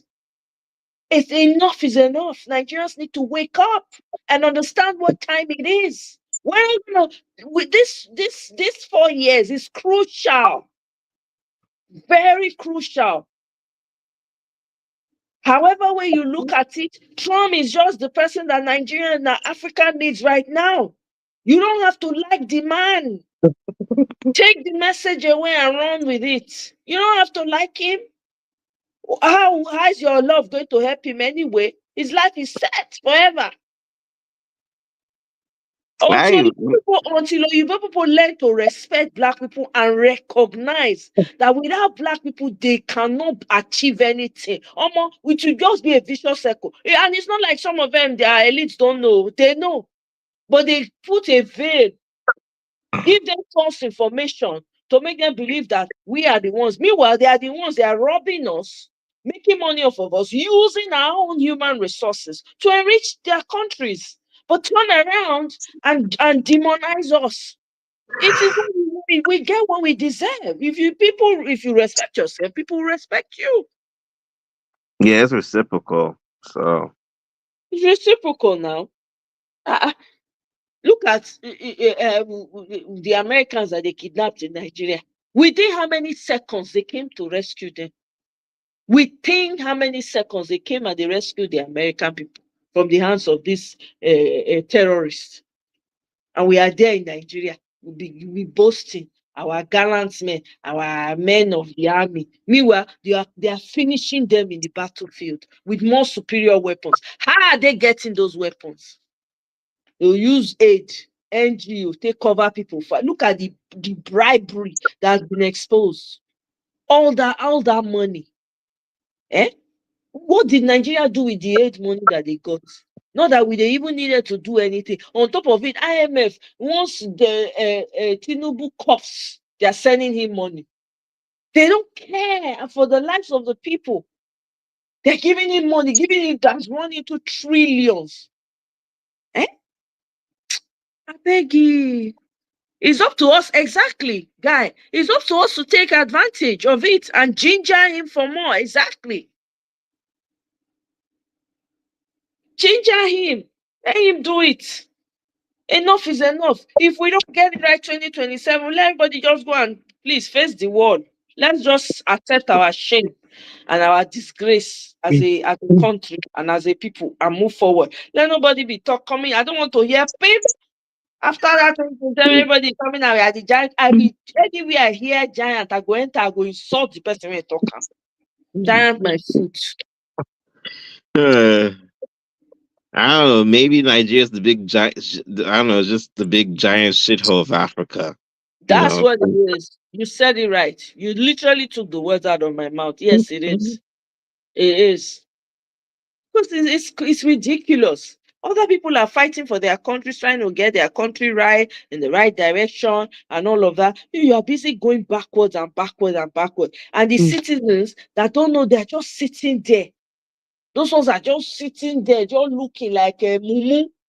The country is sinking, sinking, sinking. Everybody is speaking English. Now you go school pass. Show us through the school that you say you went. How is it benefiting your people? Zero. Although I beg you. It's crazy to me. Enough is enough. We can't continue like this as a people. We really can't. It doesn't make sense. We're not animals, for crying out loud. If anybody used a derogatory term for Africa, hey, everybody's up in arms. But where is the lie, though? Prove them wrong. After all, you were once like that. How come you can't even deal with your politicians? That's the real situation. There's no Oyibo anywhere. If they're collecting bribes, it's because you have weak leaders. That's why it looks like Oyibo people are still controlling you because you have weak ass leaders.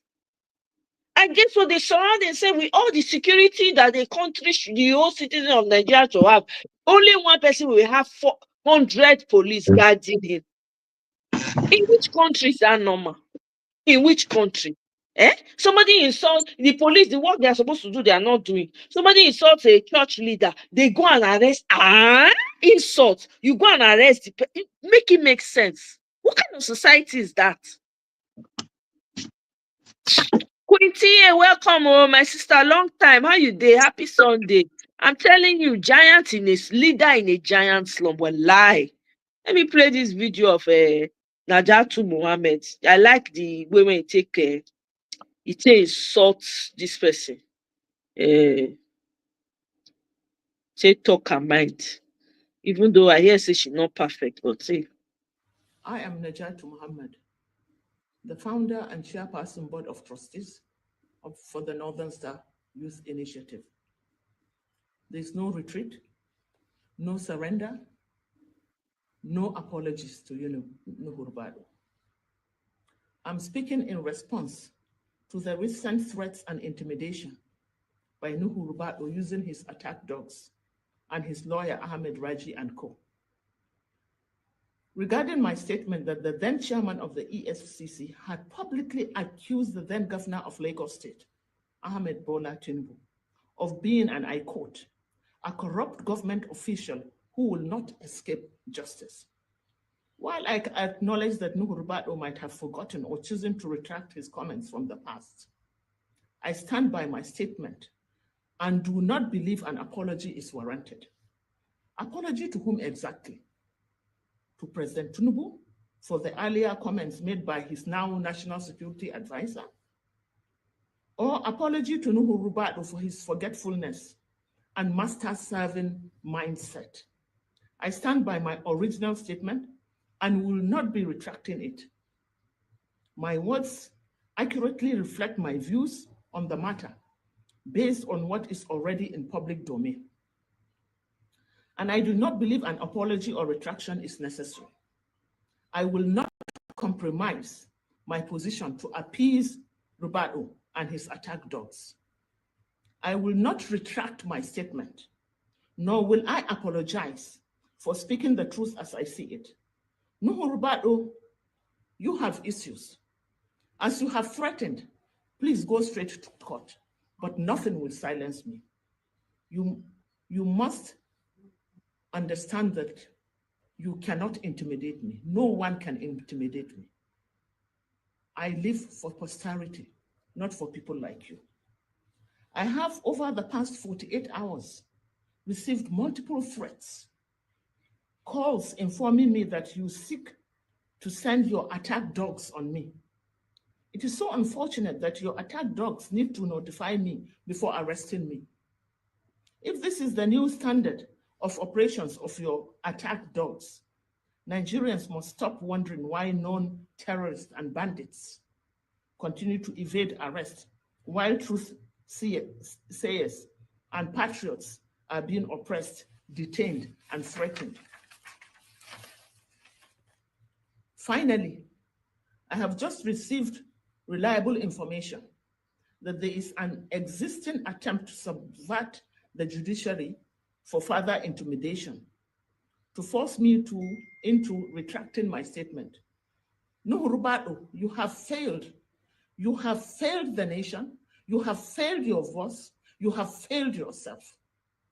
I refuse to be intimidated. I will continue to tell the truth as I understand it. And let me tell you that no amount of intimidation, no prison on earth is Najatu afraid of. The only prison that I fear of is the prison that we will all go into. That is our graves. But even that, I have no fear because I live in harmony with my Creator. So Nuhrubadu, do your worst. The worst is best for me. I stand by what I say. I'll continue to say it. I don't care what you think or what you do. I stand by what I say. Long live the Federal Republic of Nigeria. Thank you.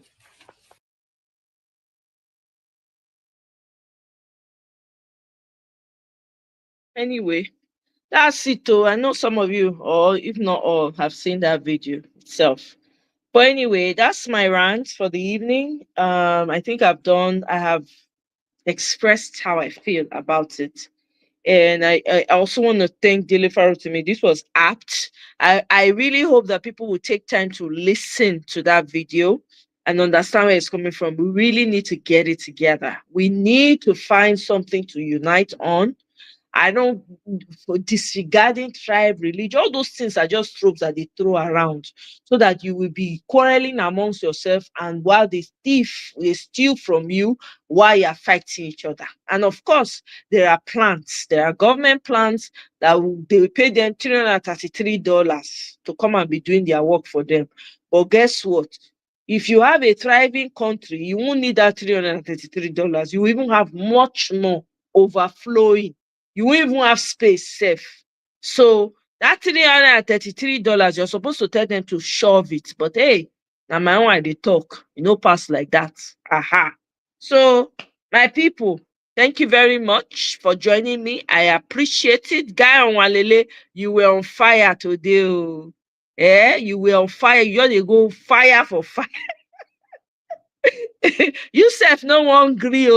I dey see your moves for Twitter or comment section. Bamidele, this is the most you've spoken on the platform. Bamidele is usually very quiet. You just say one thing and keep quiet.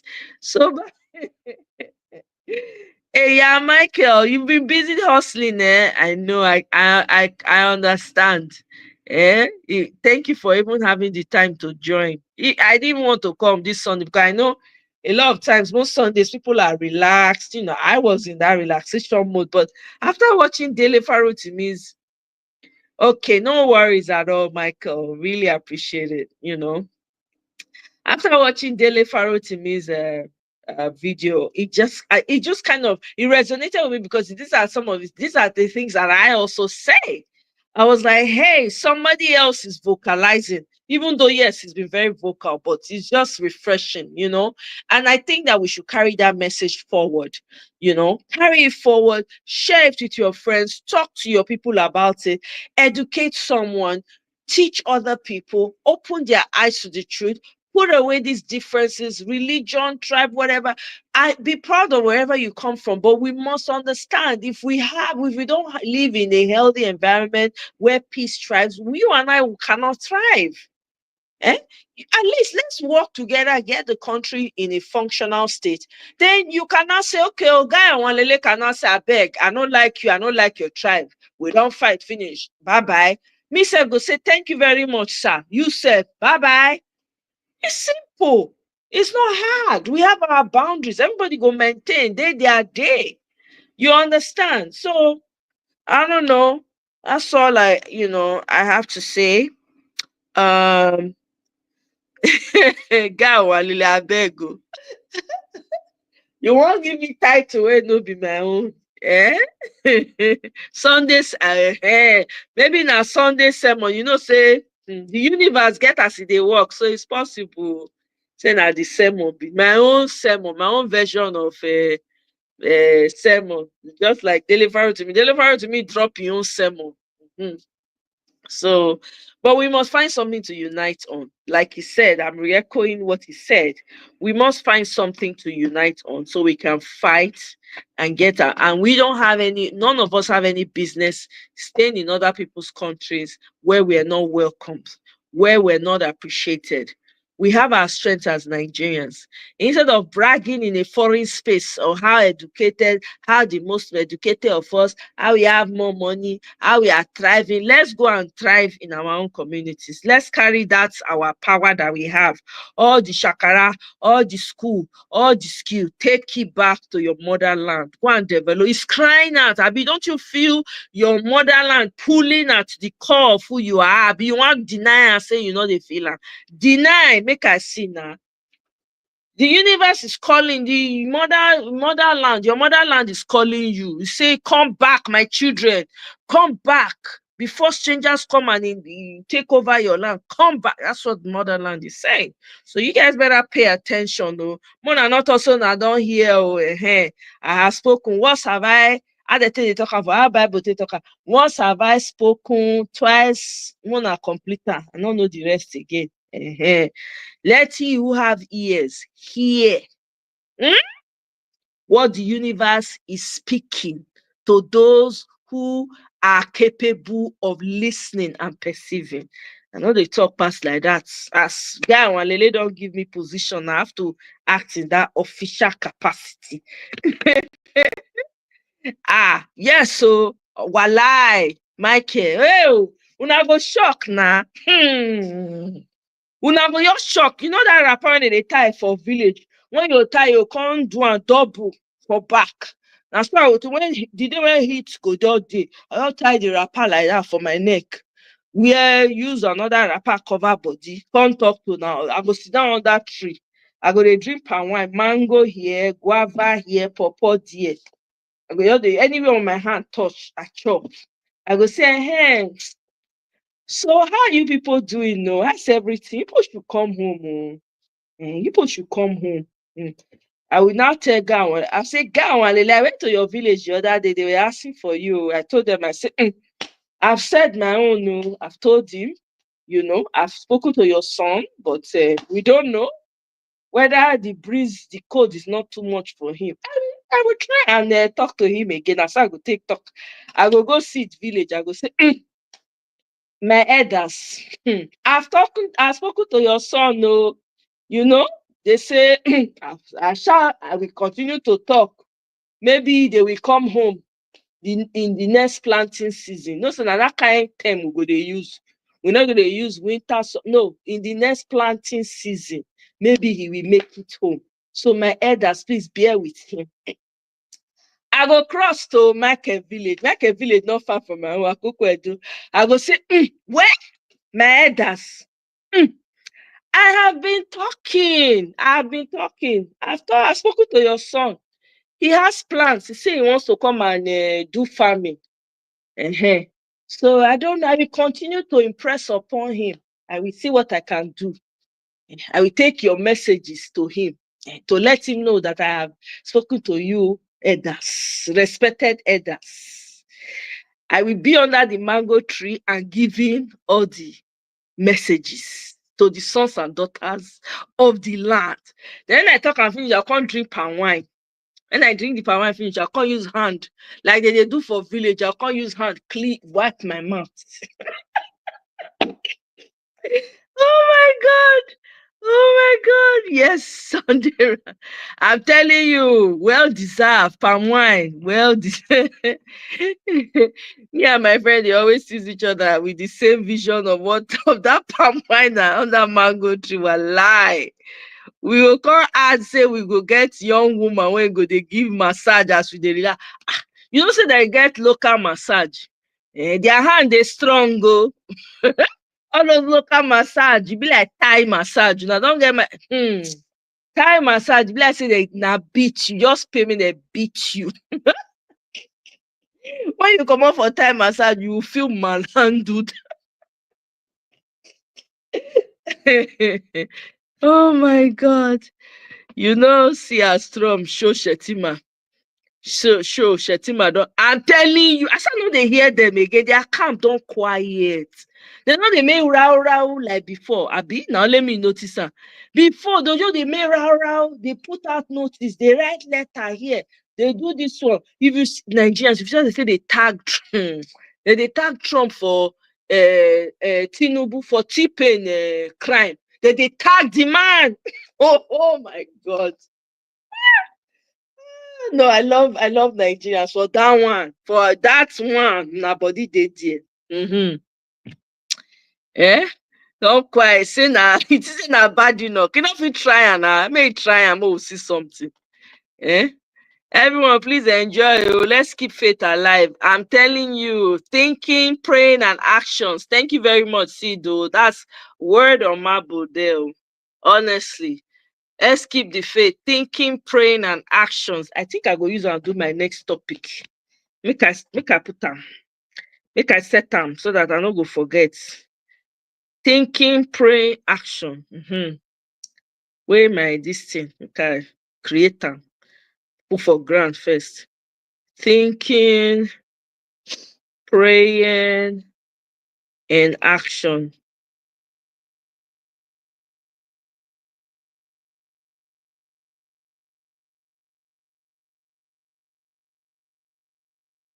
The move for a new Nigeria. Abemona, they come up with these quotes. I like them. I like it. I like them. Now they really try. Seed. Now seed talk this one. Seed. The last one, guy one lele talking. This one na seed. Now give me this quote. Mona they give me quotes. I they gbadun these things now. They gbadun them. Come up with more quotes for me. Make I take and they do topic. Okay.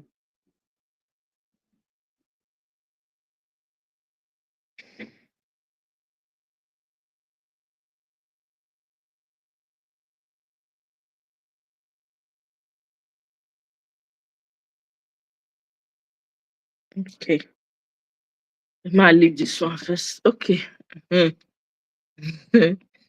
I'm telling you, official capacity. No.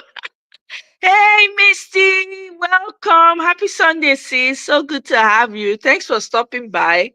I appreciate it. You go enter. I go report back to elders. More than not worry. I go shock. I go report. In fact, I think go to village. I'll do video. I go say, guy, Mr. Guy, I was in your village. Oh, I went to your grandfather's compound. I go see the village. I go do video. I go Kene, my village brother village. I go do video.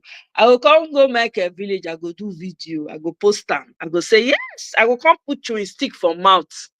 As I they talk, I they put chewing stick for mouth. And they say yes. I will use the chewing stick. Real village. Eh? Eh? Yeah, you enter Nigeria this year to start the farming this year. Yes, now. I'll say he saying they come for next farming season. You know, that's what they describe them for village. They go say they want to say the farming season, or they go talk the number if now uki, or for my language uki number day, or Iru market day, or Ekpoma market day. Say go come after Ekpoma market day. Now so now, so they count them. I'm telling you, you know fit now. Make it try. We give him woto without hesitation. He go put am for in place immediately, and I would love it. I go love him. I'm living for the woto that this man will be giving these people. A memorable beating. Apt description. A memorable beating. Oh my God. See that memorable gitty. Yes, so yeah, Misty, you came late now. You came to church late to service.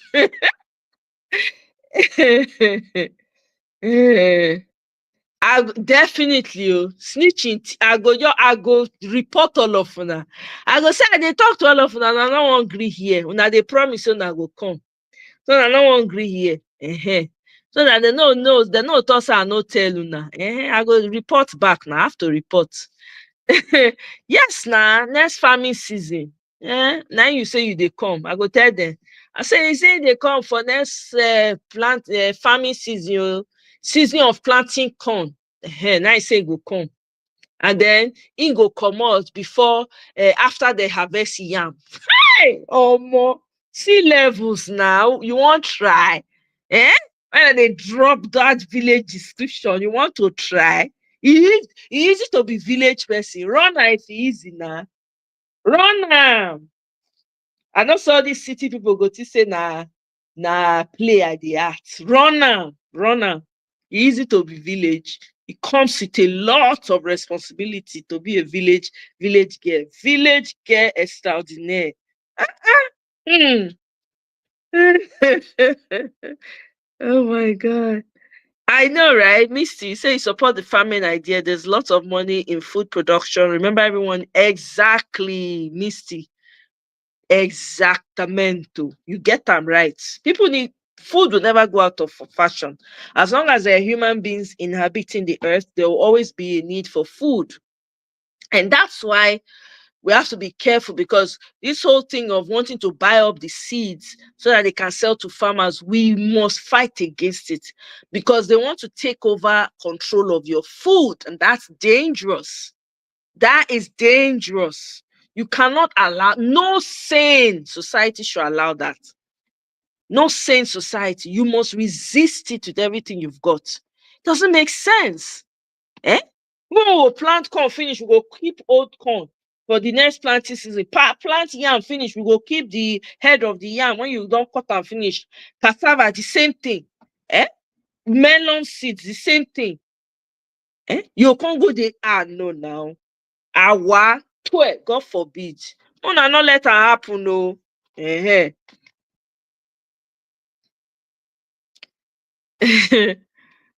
Hmm. I'm telling you, no respect. They go the best schools finish, can't they treat their own people like the slaves? That's the madness I don't understand. The madness when I don't understand, to be honest. I go see you hate some people so much. Why not stay in the abroad? May you people take you do, may they do you take you do press up. When I go come, go the school finish, come Nigeria, come they feel like saying no book. Really, I know all with all the book one, I know see as in our country be. With the most educated, the most skilled, the most see as in our country be. I know they brag. There's nothing to brag about. You go to school, shut up, just put enter inside house. How you fair go school? With all the school one I go, all the this one when I see a carry shoulder, nothing to carry shoulder about. Your country is smelly. Now shit whole country. What did they carry shoulder for? Drop the shoulder so that you go see past your nose, make you take work for your society.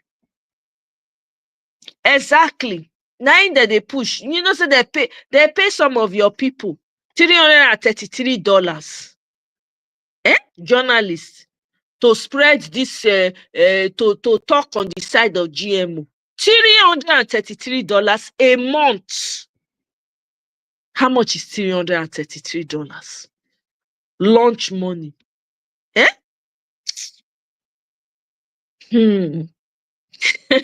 Sid say, village girl with Prada shoes, no wahala. I dey pity that mango tree of yours. Be like say it go be your meeting. What are you talking about, Sid? I'll be under the mango tree now. When the thing ripe, I go y'all use stick pluck am. I go see am. I go dey eat am from our presence. Me una eye dey shine, put for the mango. You know, say when you stay on that tree, the breeze when they blow under that African weather. Oh my God! If you sleep, the sleep they enter body when that breeze touch you. There's something distinct about that breeze. Mm, mm, mm, mm. No Prada allowed. Oh my God. Nigerians like cucumber, but most of the cucumber seeds for Nigerian are hybrid. Are you serious? I go buy non-GMO seeds, go plant for Nigeria and replant the seed afterwards since Nigerians don't they like cucumber. Are you serious? Hey, so na hybrid now that they grow for there. Walai. Whoa. So when you want okay, so you say you go buy. You're buying no, you know where they sell them. If person want buy the non-GMO seed, where person go see and buy for here? Which store person fit go take go buy them? Because these people, you just not the real one they go say I give you. I know they trust these people. And the real one they'll say I give you. Because you know all of them are all about the Benjamins. Now these people be. They're not care what they said to you. It's all about the Benjamins. Eh?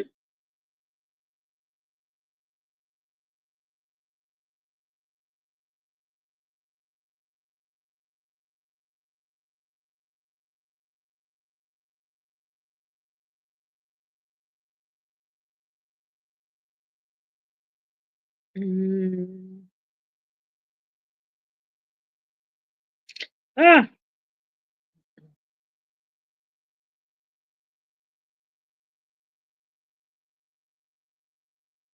okay. Enrich your soil to counter if the soil has been affected. Yeah. But how would you well, it depends though.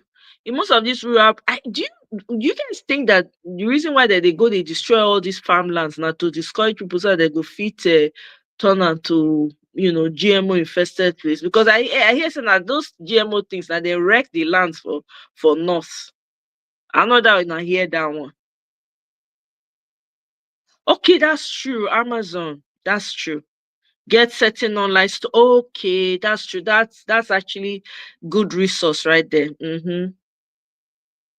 Yeah, I know. Yeah, that's true, guy. That's very true. By the way, what they call this actor when they act with Sam Loco, he just turned 70. I couldn't believe it. The man looks good for his age, oh. Something Onu. Very funny man, comedian. Him and Sam Loco during the days of Sam Loco then. And then this other guy went don't pass now. What's he be name again? He just turned 70. I was like, wow, this guy doesn't look it at all. Has aged well. That's wonderful. Anyway, yeah, it does. It does. It destroys the soil. They don't wreck most of the soil now for here. They don't wreck. So they sue them up and down. They sue them up and down. I heard something about that seed. They've been doing it in the north since. That's why we need to for Nigerian exactly because they don't wreck most of the lands for there. They wreck them without GMO because most of there they carry and enter all the vaccines where they want. But man, northern leaders are evil. Oh, I'm sorry to say, none of our leaders good. None. But you see, they use their people as if they want test medicine, na there. They want test injection, na there, they use as lab rats. We need to get that country back. Oh, I don't know what anybody is saying, but we really, really need to. It will be criminal. In fact, if we come up for here, go meet our creator. If he turn it back on us, no, we not quarrel. Because if we not fight to get this land where he bless us with, when we say yes, we took it back and we made sure we gave we laid the right foundation so that other people can we not get mouth to talk. We need to really, really work to make sure that we get our land back.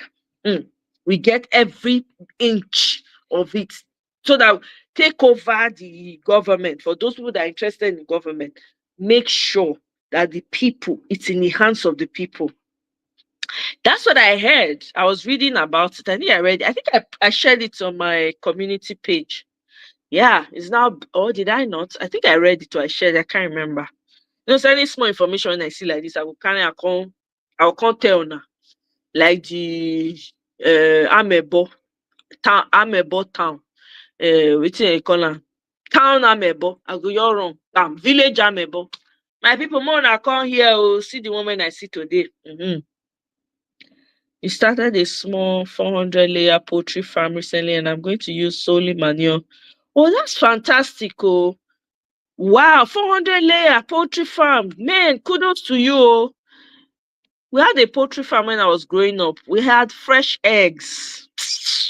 Man, boy, it's a lot of. Anyway, you can hire people to take care of it. I'm just remembering when we used to have to clean it ourselves at home. Oh my God, that thing was such a hassle. As a child, it was a hassle. But I don't mind having a poultry. Oh. That's how, for the eggs and all of that. That's good. That's fantastic. And you can even grow your own corn and grind your own corn to feed the chicken. You don't need to buy chicken feed. You can grind your own corn and do your own chicken feed. Because man, all the chicken then they say, I beg, poison that they give those things and they give those chicken now. So just do your own feed. At least I remember then we used to grind corn. We'll grind and take and feed the chickens them. Oh my God, siege. Oh, that thing. I see, as I said it now, I'm just remembering the smell. Oh, do you know, because of that, I didn't like chicken for a long time. That smell. Oh my God. Cleaning up now work, oh, it was not fun. It wasn't fun. It wasn't fun. I need to clean it so that, ants and, all this is not go come infiltrate. Oh my God, it wasn't fun. We had to do it. Yeah, and use the manure for, yeah, exactly. That's exactly what used to happen. Yeah. Yeah.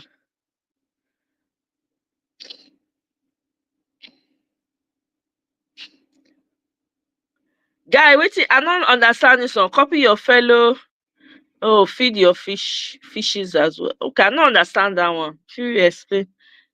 Oh yeah, I grew up for farm now. I be farm girl now. I be village girl. Oh, Mona no, Mona forget all the ceremony. Village, authentic village girl. I grew up on the farm, so I know a lot about food and growing food, poultry.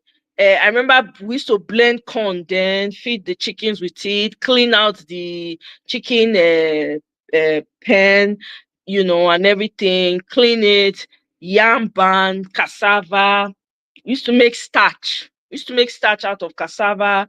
We used to make gari, fry gari. Wake up 4 a.m. They fry gari because you have like maybe 7 bags. We'll share them. Maybe you get like two and a half bags, depending on who they house. You fry the gari. Everywhere full of gari. Everywhere food. Everywhere food. Oh man, the kitchen was full. We had a storage for food, separate, massive storage just for food. And then when we harvest, my dad used to keep the seeds for the next planting season. When that time don't reach like this, now so we'll carry. Everybody will carry in cutlass and hook. Oh yeah, march to the farm. Go plant your seed, everything. No. Then it's funny. We used to cry and we used to force like it was off our head. Oh my God, children. We used to force that, oh my God, this is too much work. Sometimes we go to dodge the farm work. But look at me now, I can't believe I'm reminiscing about it. I can remember the feel of the soil and everything. I can remember harvesting yam. Some occasions we'll harvest some of the yam. You have to dig carefully around the yam so you don't break it, so that you can pull it out depending on the size. There is a skill involved. Oh my goodness. Those were the days. I can't believe I am reflecting on those days. Wallahi, I can't believe it. But let me tell you, farming is life. Farming is life. That's all I can say. Farming teaches you a lot about nature. You come to have a deep on. I don't know. Maybe me I not go to talk. We plant corn at the start. Yes, at the start of the year. Harvest 3 months later. Use chaff for chicken. God will bless you. My fellow farmers now, we don't complete, we don't complete. Kene, they always miss farm conversation. Kene na farmer too, in case you don't know. Kene is an expert in farming as well. Kene, sorry, you are missing this. I'm sure you are already in your village sleeping. You don't already reach your village, but yeah, 3 months, use the shaft. That work now, real serious work. God damn. Seed, you know. Ah, you know, you can relate. You can relate. That work, man. You'll do that one. Then when it's time to harvest cassava, you harvest them, you peel them, wash them, carry and go the mill. They go mill am for you, squeeze out all the starch, put am for separate container. You come carry am go house. If you no fit fry am that day, you wake up early. I actually preferred, we used to do ours very early before the sun comes out, because that fire from the firewood and then the sun hitting you at the same time was not fun. So I had to wake up early, like 3 a.m. Sometimes you are frying gari. By 6 o'clock, 7, you are done. Ha! Then you now go and shower. Here, then, because that side into the fried garlic, through fresh, shra, shra, shra, shra, shra, shra. This hand, you come the red, different color because closeness to the heat. Ay, yeah, yeah, yeah. Oh my god, oh my god, oh my god. All you need to do in a poultry farm is to mix the manure with charcoal or charcoal dust and all that nasty. Oh, really? Hell, I wish I knew this in my childhood years. Oh, it was not easy work. Ooh, I used to dread it sometimes. But when it was my turn to clean, I had no choice. Mix it with the manure with charcoal or charcoal dust and all that. Okay, now I know. Wow, you learn every day. Oh. I didn't know this. So we didn't know this in my house then. And even for subsistence farming, there are good tools that can enhance exactly. Now you have mechanized farming, you can buy some tools to help you. And again, you're not going to be cleaning the poultry, you can hire hands and stuff like that. And this idea of charcoal, thanks for telling me, man, Michael, thank you. I think we should be sharing farming tips here. Because that new Nigeria is happening, no. So we can do that when we go back, we are ready to plant, grow the land for food and all of that. This is fantastic. Oh. Thank you for sharing that information, Michael.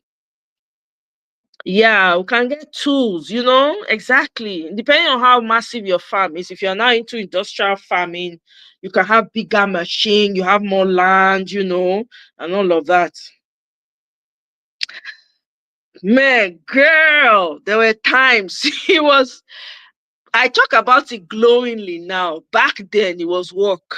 It was not fun. But I got to a point where I got used to it, right? Because it became a way of life. So there was so you had to love, you had to learn to love it, right?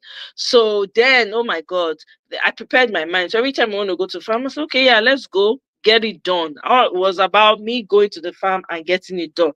The core of who I am is a farmer. I have to come to terms with it. It took a while, but I'm coming to terms with the fact that the core of who I am is a farmer. I think that's what I'm meant to do. Instead of, and of course, fighting for the causes of people and serving people. That's what I am meant to do. Not all this one where they do professional. Forget that thing.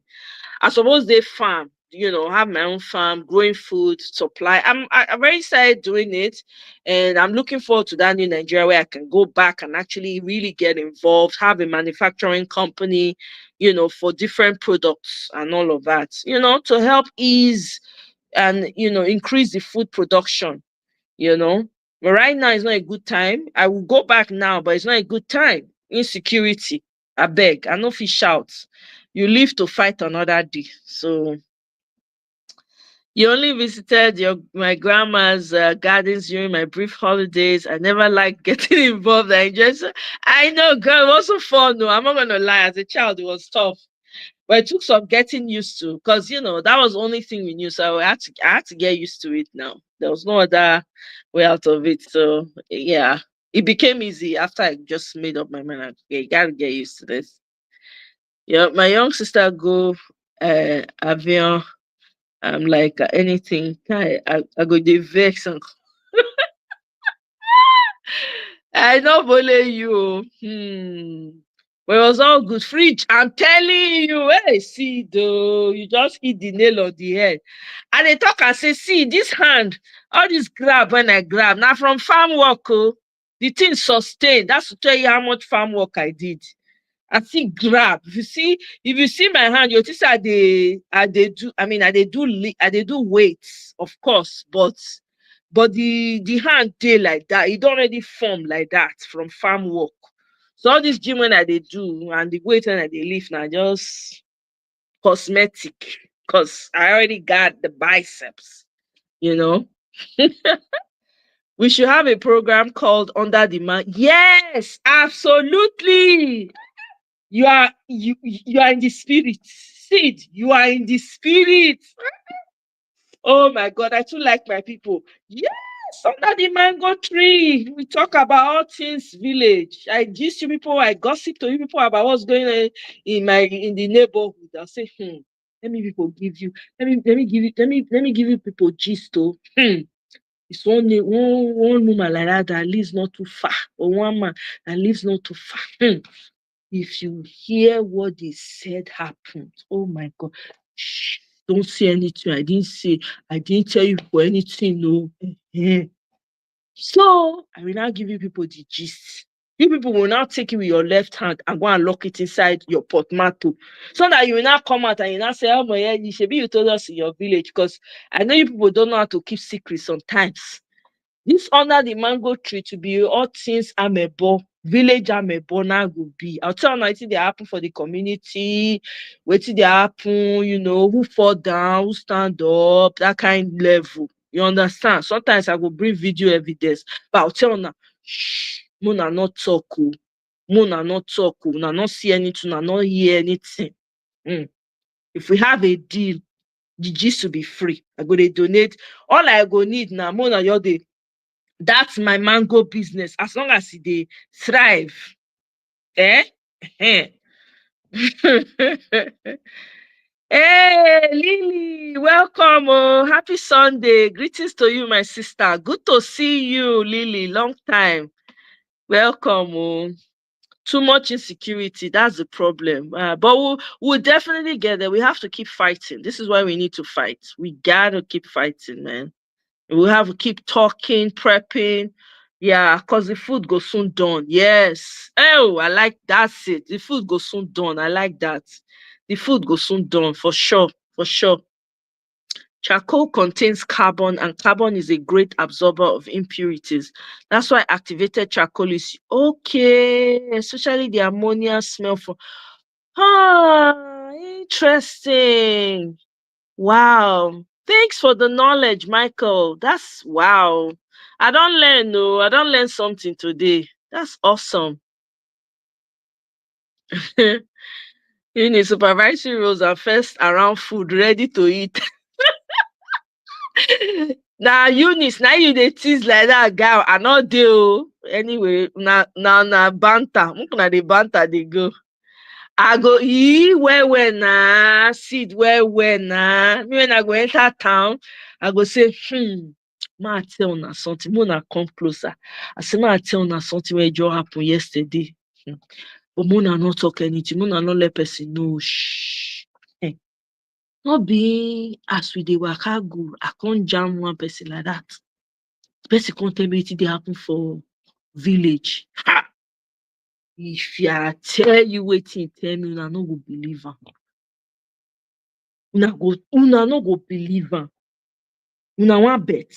Na so I go take bring the gist. Hot and ready, piping hot. Me.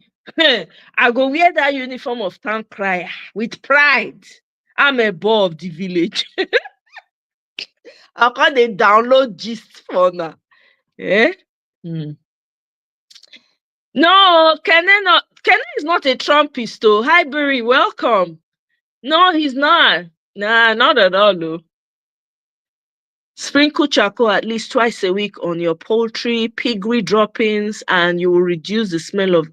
Okay, thank you so much. This is great knowledge, oh. See, I don't know. You learn every day, oh. You should even mix charcoal with your feed to reduce the smell. Oh, wow. Okay, thank you. I really appreciate this knowledge. The thing don't go stay my subconscious now. When it's needed, it will emerge. No, I beg leave Kenny. Oh. Kenny na my village brother. I bury we go quarrel. No, no mention, not talk about Kenny anyhow. We'll fight. Oh. Kenny na my village brother. Oh. You don't know. Leave Kenny out of it. Kenny is not here. When Kenny dey here, you feel follow her, but we ain't do that. Kenny not be trumper. Hmm. All snitches on that. I'm telling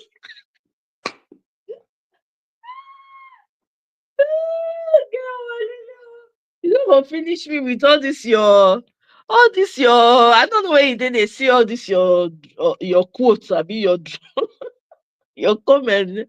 It's all snitches under the. I could even name it that. All snitches under the mango tree Fridays. I will attach date to them. Or Friday snitches under the mango tree.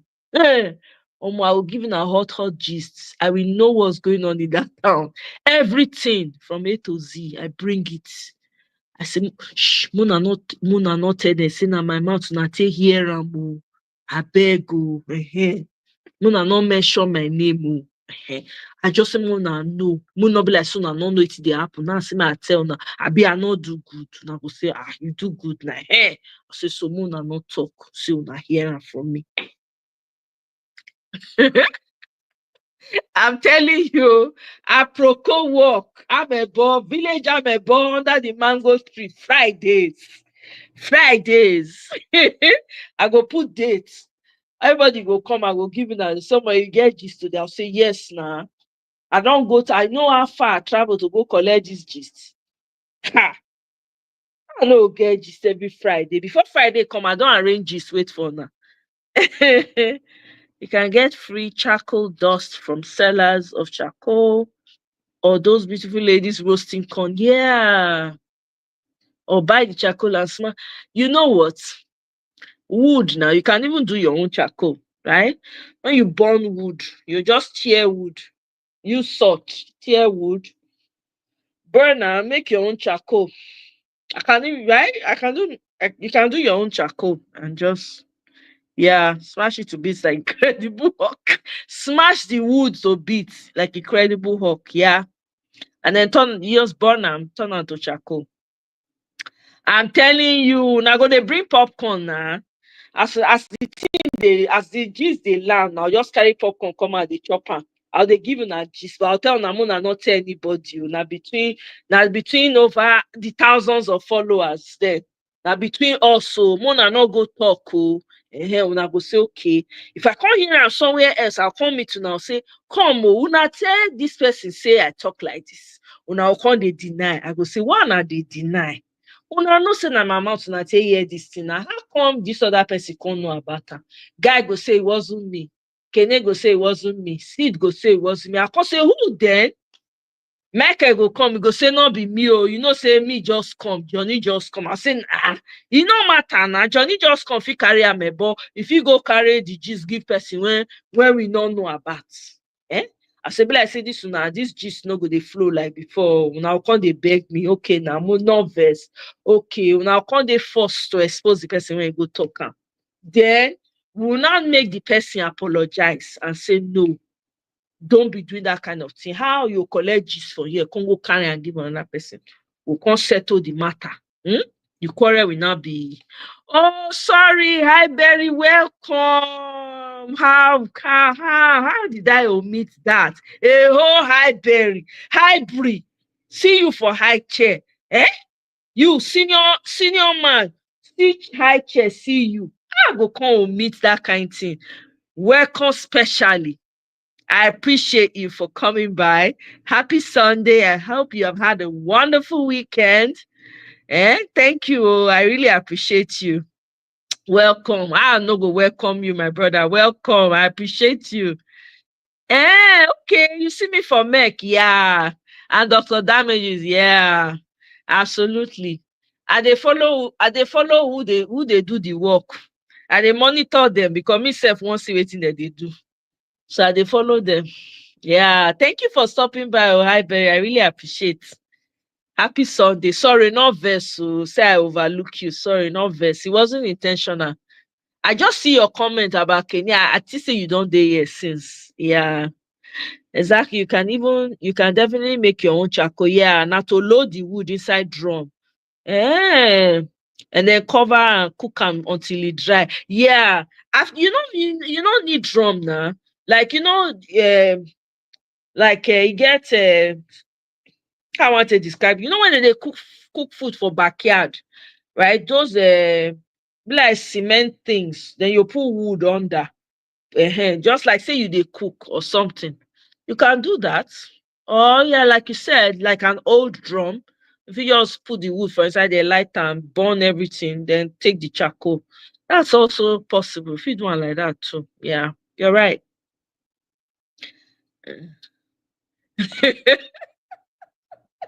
Guys say you say that charcoal do am.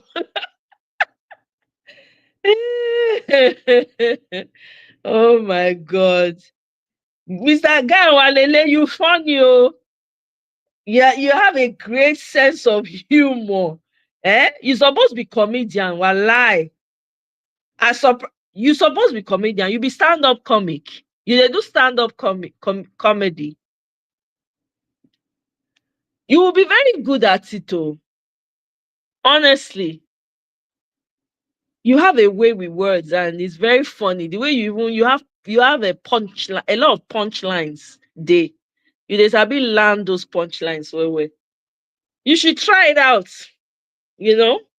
Just for the heck of it, maybe like once a week, go on,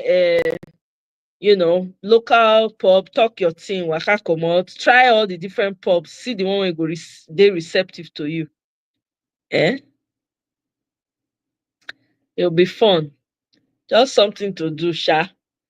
Like something fun, something different. I tried it. I actually tried comedy, guys. I tried. I went to some place downtown where I live to go and try it out. It was funny. I had fun. I just wanted to try. Not that I was really keen. I was feeling it. I said, "Oh, but let me just do something. Let me just try it out. I mean, what you go feel happen? More, easy to climb up that stage. I no lie. You. I was shaking. I almost had stage fright. I no lie. I was like, oh my God. That's how I was even able to break the ice. I was like, oh my God. Is this what comedians do? Everybody burst out laughing. It was fun. I enjoyed it. It was a great crowd too. Yeah. Oh no, not be Kene from Dr. Dam. Well, Kene they come Dr. Damages now. Kene Ezeke. He they come Dr. Damage, but he's not very vocal. He's not very vocal in the comment section. And he doesn't come on the panel. Maybe it's another Kene you're talking about. Okay. So I think maybe I had the wrong Kene. Yeah, I thought you were referring to Keneze, the one that comes to my platform. Yeah, I think that's a different Kene, I think, that you're talking about. So sorry, misunderstanding there. Oh, thank you. I appreciate it. Thank you so much. I appreciate the compliment. Thank you. I they blush. Don't see my cheeks don't they pink from blushing. Thank you. I appreciate it. I appreciate the compliment. Thank you. Yeah. You need people to inspire you, guy. I'm inspiring you now. I know it's not, when you get on that stage, it's not easy, but you know what for me though, when I tried it, it was a small, like small like a sports club. People go and watch sports, right? That day there were not so many people. And I just said, let me just try. And then I went there, and that's how I broke the ice. It was an amazing crowd too. They were very supportive. They don't know me before. Me self not know them, but I just do my thing. Waka comot. It was fun. I enjoyed it. I tried it. It was frightful, but I did, and it worked out. So you never know. You have a lot of great punchlines, guy. I'm encouraging you now. I'm inspiring you. Yeah, I'm inspiring you. Have a lot of great punchlines. I don't know whether they always take time to rewatch the comment section after the show. May you see. You have people rolling. They make you sabi make people laugh. You get punchline, man. You should really give it a shot. You'll be surprised. Whether or not you call the word guy or Lele, you can't get stage name. You get your own stage name.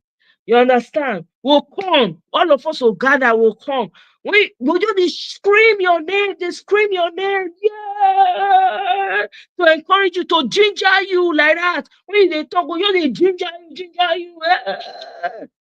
Try it. You'll be surprised. Try from it in a small place. If it be African store, or maybe an African that has a club, on a day that's not so busy, you just go there. Just do your thing. Waka comot. Go another place again. Waka comot. Just like that. Build your confidence and everything. You'll be amazed because you get plenty punchlines and you have people rolling. Yeah. Kene Ezeike. Ezeike. It's Ezeike. Yeah. Yeah. We had it mixed up. Yeah. Okay. Okay. And Naija wahala go leak the secret. Na charcoal and Naija go leak the secret, I'm telling you. Mm. Yeah, no, because you have such a way with words. You have punchlines. When you talk, right, they make people laugh with your punchlines. And it comes out of nowhere. It's not that thing, not be everybody they fit do am like that. Or not everybody they sabi get away with words like that. So you might want to tap into that. You know, you can start by like doing small clubs just to give it a try. See, get a feel, see for yourself, see how the people react. You'll be amazed. I think you shouldn't let it go to waste because you really have way with words. Don't let it go to waste, man. Life is for living out your purpose completely. Empty yourself completely before you leave this world. For as long as you don't leave anything untapped that's inside of you that's creative. Give it. If you know nothing happen, say you try. That's the most important thing. Yeah, yeah. No, try watch when you sometimes like I think it was I don't know if it was two videos or maybe the last one was a serious topic. This one was also a serious topic. Even with this one, with the few words that you've thrown out there, it's been funny. So but I think two videos ago or something like that, you can check. That was really for people. You had people rolling and rolling. Even sometimes when you leave comments on the video, it's always funny and it's a punchline. You get punchlines. You should really tap into it though. Trust me. You can even go to Nigeria. When you visit Nigeria, go to some of the because they have comedy clubs in Nigeria. I think there was one I knew then in Lagos. I can't remember. I think it was on the island somewhere. People will come. People that had poets. They'll come read poems. Some people will come, say poems in Yoruba dialect and stuff like that. It was a fun place. And I'm sure there are more places like that. Oh, when we Nigeria go, everybody go their different corner of the world. You have like a lounge or something. You go there and you practice your comedic expertise. I mean, try it out. Get comfortable with yourself and your audience, and boom, before you know it, yeah, guy on Walele is now touring the entire Africa. Hello, touring the world. You know.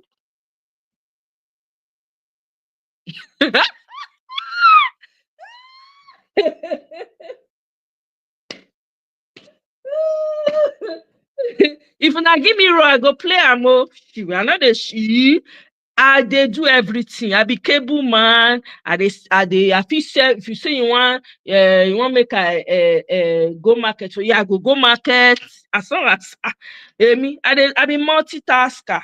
You see this one, Yeah, so I do my Hollywood. If you get any roles, bring it my way. I will do it very well, safe. Oh my god. So I don't have my own version of Nollywood. Mm. Quinty, thank you for the kind comment. I appreciate the compliment. See as my head is swell. Una no see and the size don't they increase. Ewo, ewo. Quinty, thank you. I appreciate the compliments. Oh, thank you. You be producer? Come when a lawyer now, write script for me now. May I act? May I try my acting skills out? For I know wetin dey happen, I dey Hollywood o, wetin concern me, I go say, I say Quinty, hi, I can't do Quinty like this. As all those Nollywood actors they do, I can't do like this. Hi, Queen. Hello. Eh? You do boxing with punchlines. I'm telling you, you have great punchlines and they're funny too. They're comical. They're very funny. Produce away, my friend. You go be Don Jazzy of comedians. We're light alive. We're lie. Go be you. We go invite you to come make us laugh under the mango tree. And you know what? That's a great idea. I could do that. Have a lounge where I tell stories and then where people come do their comedic thing, hunt for talent. Hello, yeah. For the whole of Africa. Yes, why not? Absolutely. That's a great idea. It's possible. As we watch on my gonna climb the tree to pluck mango. Well, I go climb that tree. Voila, I go climb am. I go wear tights with khaki. I'll climb the tree, pluck mango, the one where ripe. I say never reach. I will pluck basket full for now. Waiting. As much as you guys can eat me, I did there now. I'm a boy on that yes mango tree. Yes, so now me they bring the news of the village come, the town gossip.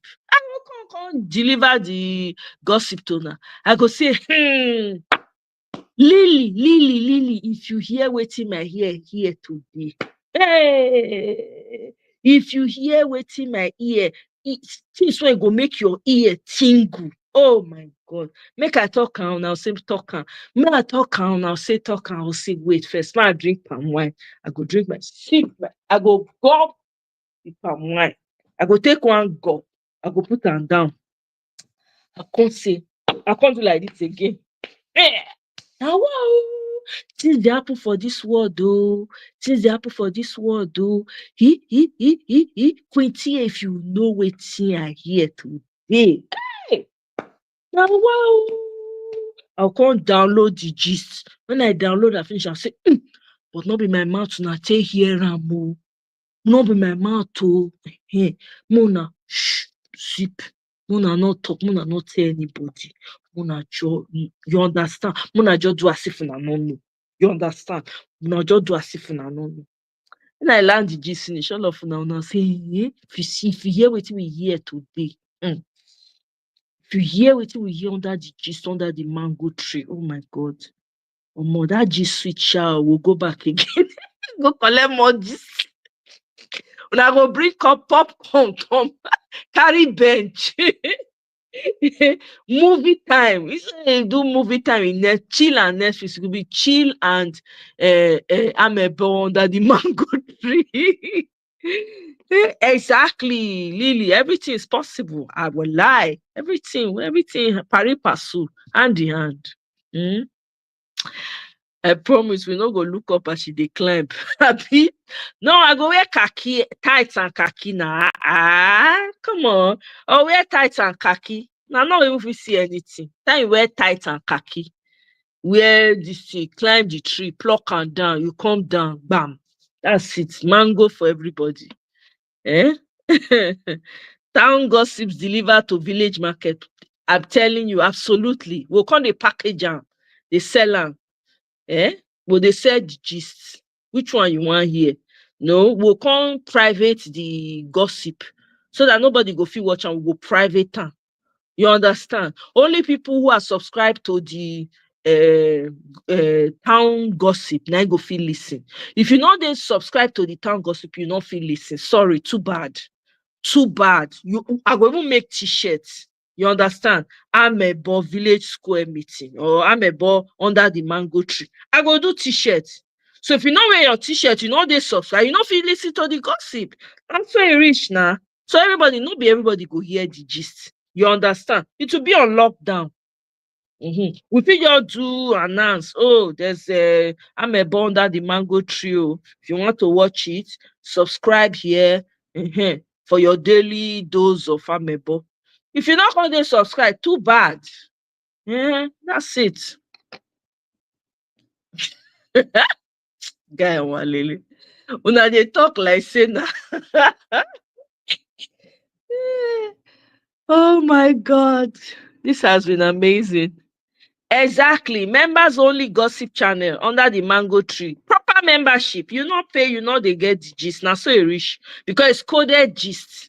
You understand? It's coded and village gist they sweet. You understand? Village people gist they sweet. Not be like city gist. City gist is just messy gist. Village gist na home gist like community gist like family gist. That kind level of gist. It's not to be joked around with. Ah, abeg. So if you are not a member, you can't hear the gist. Lobaton. Yeah, exactly. Print am. You print am for you wear your shirt. Amebo under the mango tree. You not belong to the this thing, members of the Amebo. You not feel listen to the Amebo. It's simple. I so e rich now. No quarrel for that one. More na subscribe. Oh, all these gist that they give una they download since. All these gist. Eh? Una subscribe, una carry us go the permanent site. As we dey talk about Nigeria, so they beef up for 2027. We need more people, oh, so that the message goes strong. Exactly. Wear the shirt if you wanna feel that. You know, see am guy, shebi I dey talk and just say you get punchline. See this one now. Bam. Effortlessly. Wear the shirt if you wanna feel that gist. Imagine saying that in the midst of people. You know, as they'll take the roll for ground, and they laugh. Eh? It's very fun. That's a great punchline. All right, guys, make I leave you now. I don't try. Make me self go rest. Sunday, tomorrow again, kitty kitty kata kata. Tomorrow we're coming back and we're going to be talking about seeds punchline, thinking, praying, and action. Okay. We're going to talk about the new Nigeria, how to move forward, how to unify, talk about all those things. I know that other events will come up tomorrow. We might be able to share some videos. I don't know. I'm trying to stay away from videos as much as possible so we can talk more because I think it's more effective. So we can put action out there, So that's what I'm looking to do. So we'll see about that tomorrow. Well, thank you so much, guys. Lily, good night, my sister. Thank you so much for stopping by. I really appreciate you. Garawalele, thank you. Michael, thank you very much. I appreciate you. Sido, I don't say see, don't come on. Thank you so much. Queen, thank you so much. Misty, I appreciate you. Hi, Brie. Well, thank you so much for stopping by. Who else was here? I don't want to miss anybody. Let me see. Who else was here? Kenny was here earlier, I think. Was he here earlier? I want to say Colinzo was here. Thank you so much, Colinzo. Okay, Kenny wasn't. I think he was in the earlier video. So I just assumed he was here. Yeah. Thank you all so much for joining. I really, really appreciate it. Yeah. Yes, absolutely. We'll be live tomorrow after work. It's like 5:30. Think, pray, and actions. Damn. You know what? Let me change that. No, I'll leave it because that's it. That's it. I'll just leave it. Have a great and lovely weekend as well, and a lovely week ahead. You guys have a fantastic week ahead. Quinty, thank you so much. Yes, Gawa Lily, thank you. I appreciate. Mona, sleep well. Or get a good rest tonight. See you tomorrow, guys. Thank you very much. Don't forget to hit that like button. If you have not yet subscribed, subscribe so you can get some of these gists and laugh, you know, and get the t-shirt while you're doing that as well. I'll see you guys tomorrow. Bye.